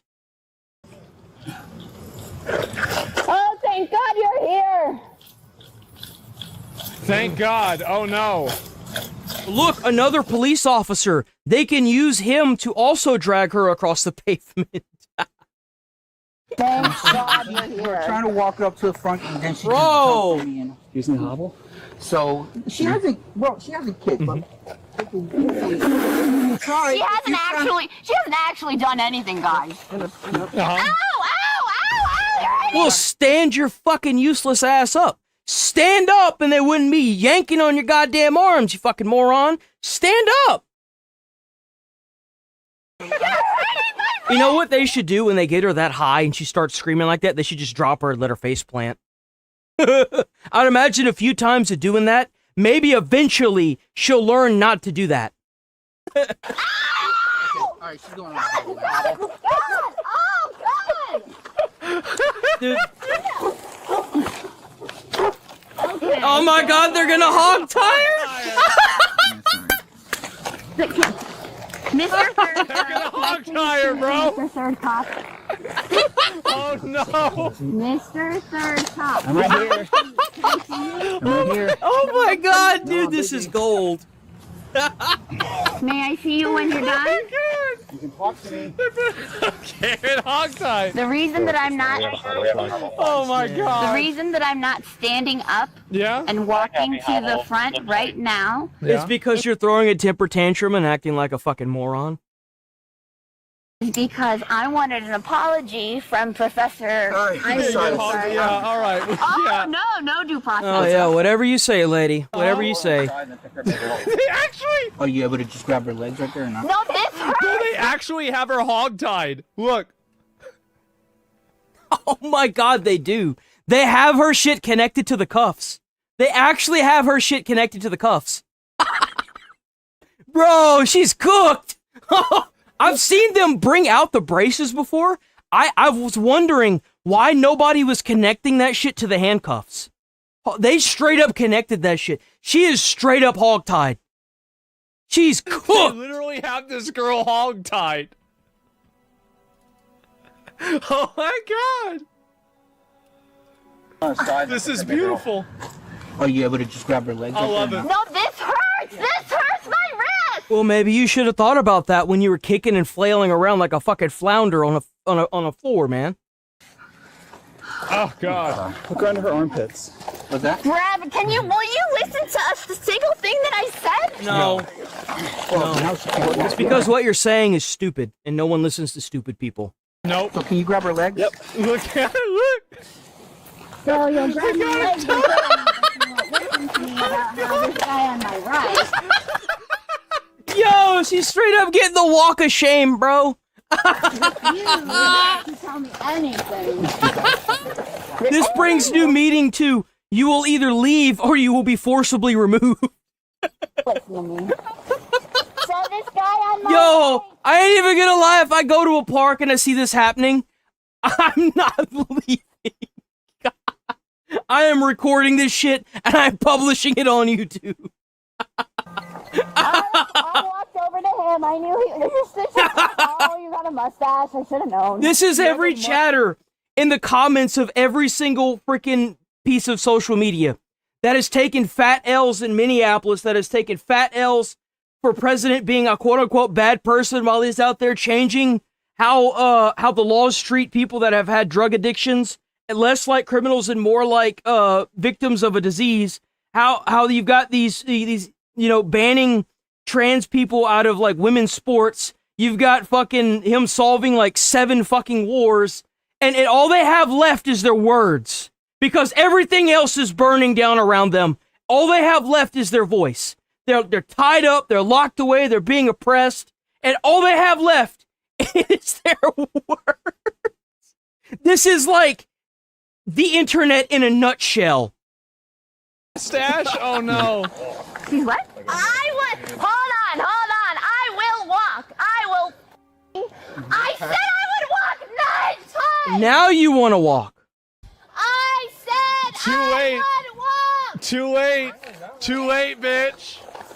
How much you want to make a bet if they undid her restraints, all she would do is continue to flail around? Guarantee you she would. Okay, let's put her down again. Yo. Stop. Okay. Why are you doing this? Why are you doing this? I would. You got dirt all over her face from being stupid. Dirt all over her face. It hurts. It hurts, guys. Well, maybe you should have thought about that when they were trying to ask you 7 different times to walk to the front. You should have thought about it then. You should have said, this hurts without the restraints. I bet that shit's gonna hurt way more if they hog tie me and start like dragging me or like carrying me across the park. All right, let's try again. No. She tried kicking, so she's not getting all that hard. Dude, just imagine you're out there for a barbecue. You got the whole family out there watching this shit take place. Bro, there would be a fucking conga line of people with popcorn. I kid you not. Dude, that would be the shit. Just out there for like a family barbecue. And you see this shit happening, bro. Taser, just taser. Please listen! Please!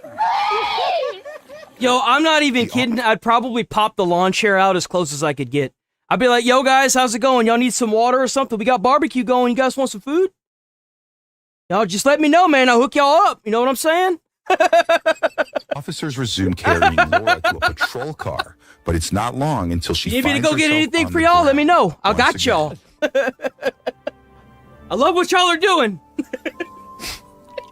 This narrator is amazing. You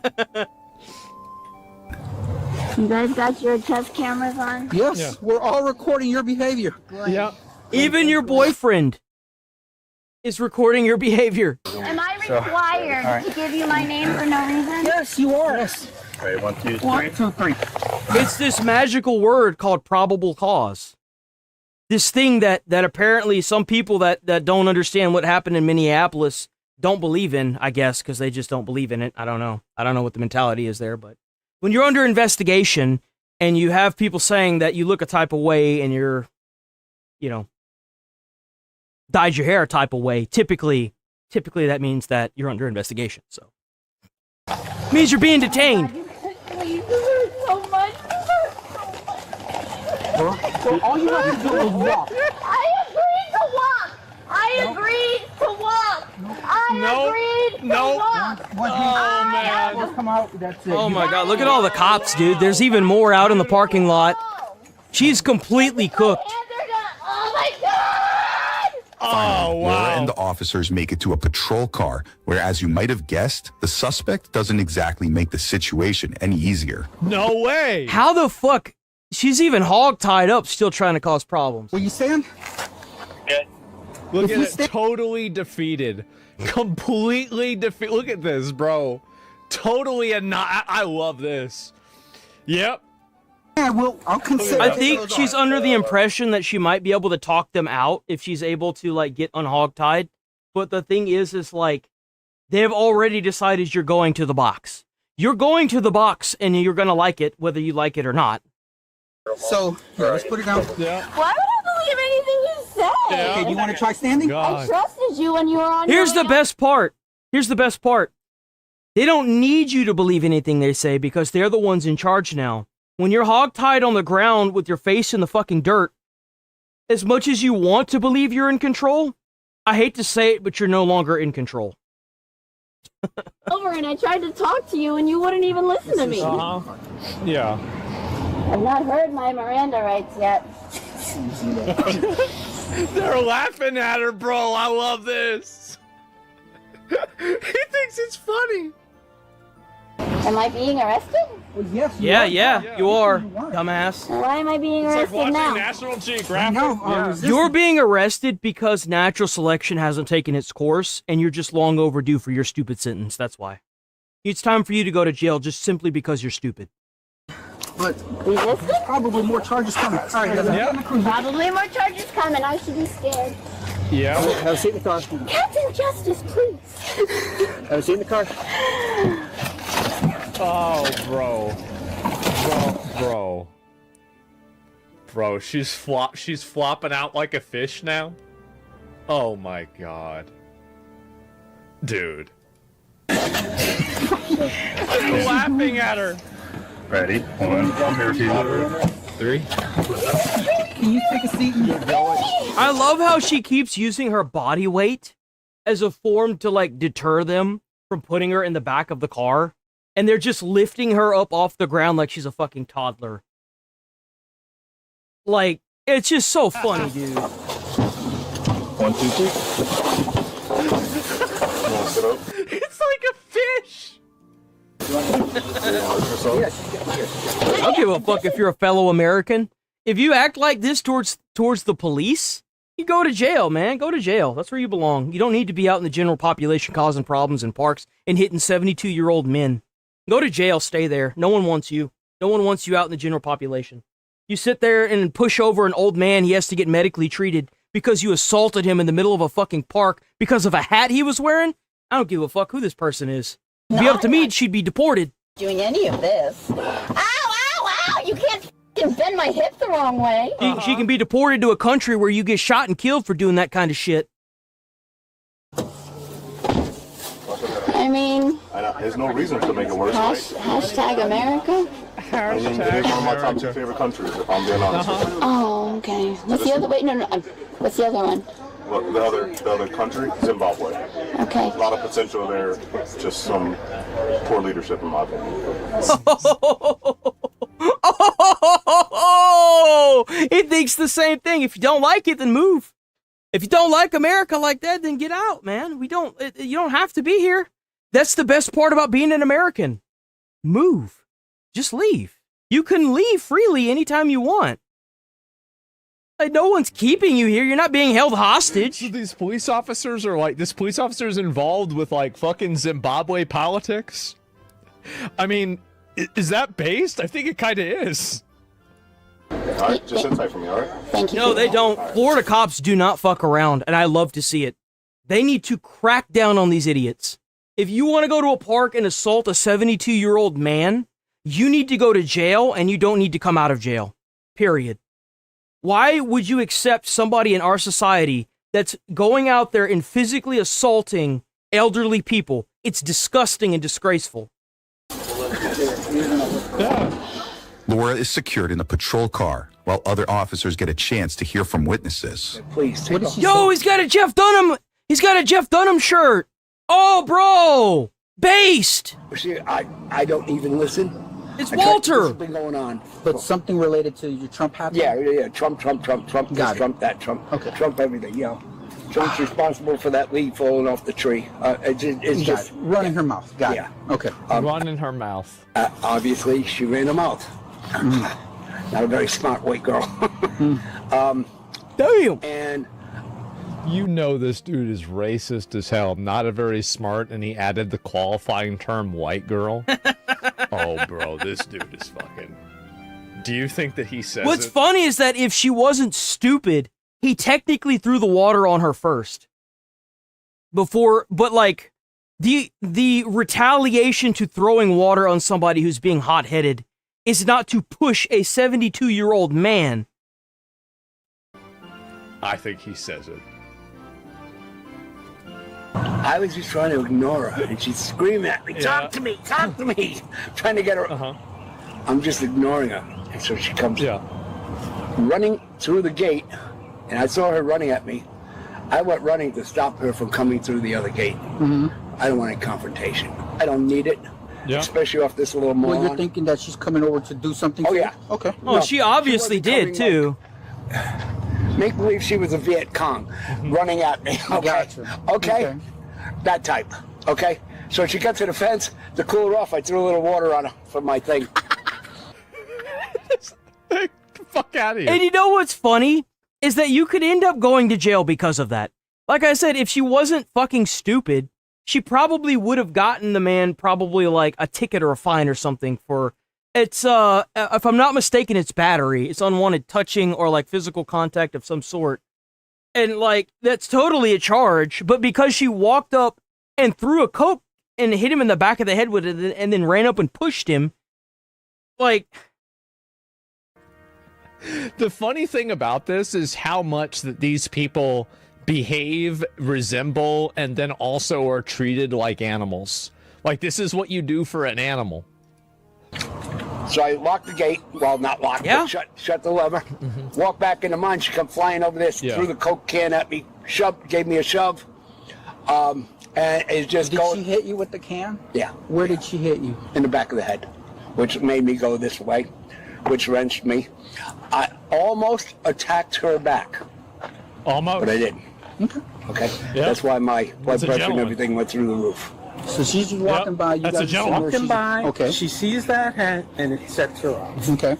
And then she asked something about, Trump. And she was like, why do you still support Trump? And I said, because I think he's doing a great job. And that's what he said. And she starts freaking. And she starts freaking. That's about right. She gets into this one and throws her soda on. And she did? She did. So I have my master plan. You guys have to understand, like, this is what my master plan is that once you get into power, you make it to where any of these people doing this stuff get charged with a felony, and then you make it to where felons can't vote. And so all of these people get effectively removed from the voting process, so we don't have to worry about them anymore. Like, basically, so like it's you make it to where, and then you let them crash out, and then you punish them, you give them the charge, and now you don't vote anymore, and so now we don't have to deal with you.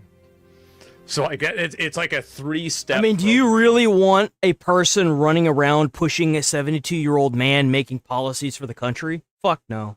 Hell no. Yeah, I know you don't make good choices because you're running around pushing old people. Like, why the hell would you want anything to do with that kind of person? It's a 3-step program to paradise. Boyfriend stands anyway, there and does nothing. So, yeah. What was the issue? Is this normal behavior for her, or? No, the original issue is just a simple question to these guys over there. She's kind of passionate about, Trump and all that. She asked them why they still support him. Yeah. And then he started yelling. He threw his drink at us, and then she started yelling. Went over there, and then he kind of gave her a little body check, and then she started yelling more. And the bigger guy, he's the one that called the cops. He went off, and then she just sat down. Any questions? Is there anything going to happen with him hitting her, or is that just over the video? No, she is a primary aggressor. Nah. No.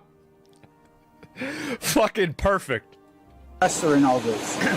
Okay? No, she is a primary. I have to kill the stream because it is getting super fucking late. It's already it's already 11:52. That was pretty much the end of that video anyway. This guy needs to run far away from this lady and leave that in the past. That's what he needs to do. He will better his life like 1,000% if he does that. The less these people breed and make children, the better off society will be. That's my honest opinion. And I don't understand where this, because you're wearing a specific type of attire, I'm gonna assault you now. I don't understand where that came. Like, if that was, like, my grandfather fought in the Korean War, and he was so proud of his fucking service medals, bro. He got like a Hobby Lobby display for him, and I guarantee you, if anybody talks shit about any attire that he was wearing, my grandfather would probably just shoot them. I kid you not. My grandfather did not fuck around.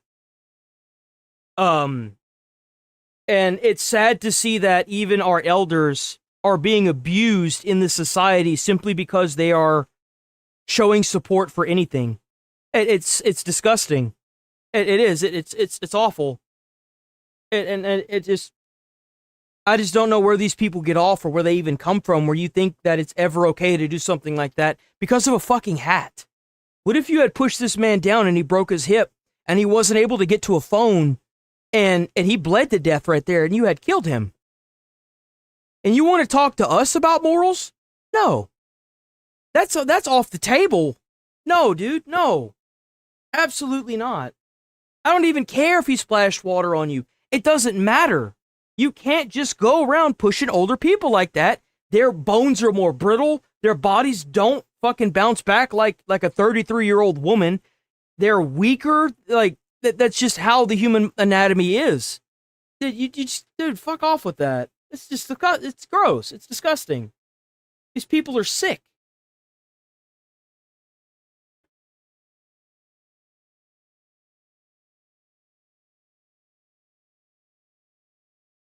You would still complain. Oh, I'm just gonna, hold on.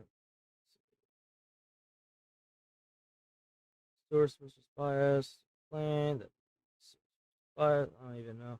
Some of the comments are so fucking vague that you can't even tell what the hell they're talking about. Too many vague posters because I know that their fucking arguments are dumb. I'm out of here, boys. Y'all stay safe. I'll be back on tomorrow. If you're new to the channel, subscribe, hit the like button. I stream Monday through Friday, 8 a.m. to noon, or 8 a.m. to 11:30. We're definitely way over today. If you're new here, definitely check out. We have a Discord. We have a Twitch, TikTok, Kick, Twitter, Instagram. We have it all, so check it out. And I'll see you boys tomorrow, bright and early. Stay safe out there. Stay friendly. Thank you for being you. Try to put a smile on someone's face. You might change their whole day or their whole life. You never know. And I'll see you awesome people tomorrow. Stay safe and friendly out there. Stay away from the crazy people. Don't become a crazy person. Because if you do, we're liable to make fun of you on this channel. There's a good chance you'll pop up.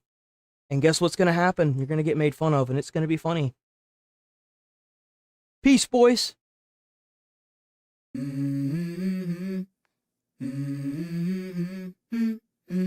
Let's go. I wake up to a little bit of drool on my pillow, feel like it's gonna be a bad day. Yeah, I'm tired of shit, and the coffee ain't hit yet, damn, ain't that great. I don't wanna go to work, cause my boss is a jerk, and I'm not even that paid. I need a change in my life, cause I don't feel alive, and there's nothing that makes me happy. Hold my beer for a minute. I'm about to quit my job, cash in for a ticket. I'm going on a trip and I don't plan to visit. I'm gonna stay there till I feel like I'm winning. Oh, And this is just the beginning. I need a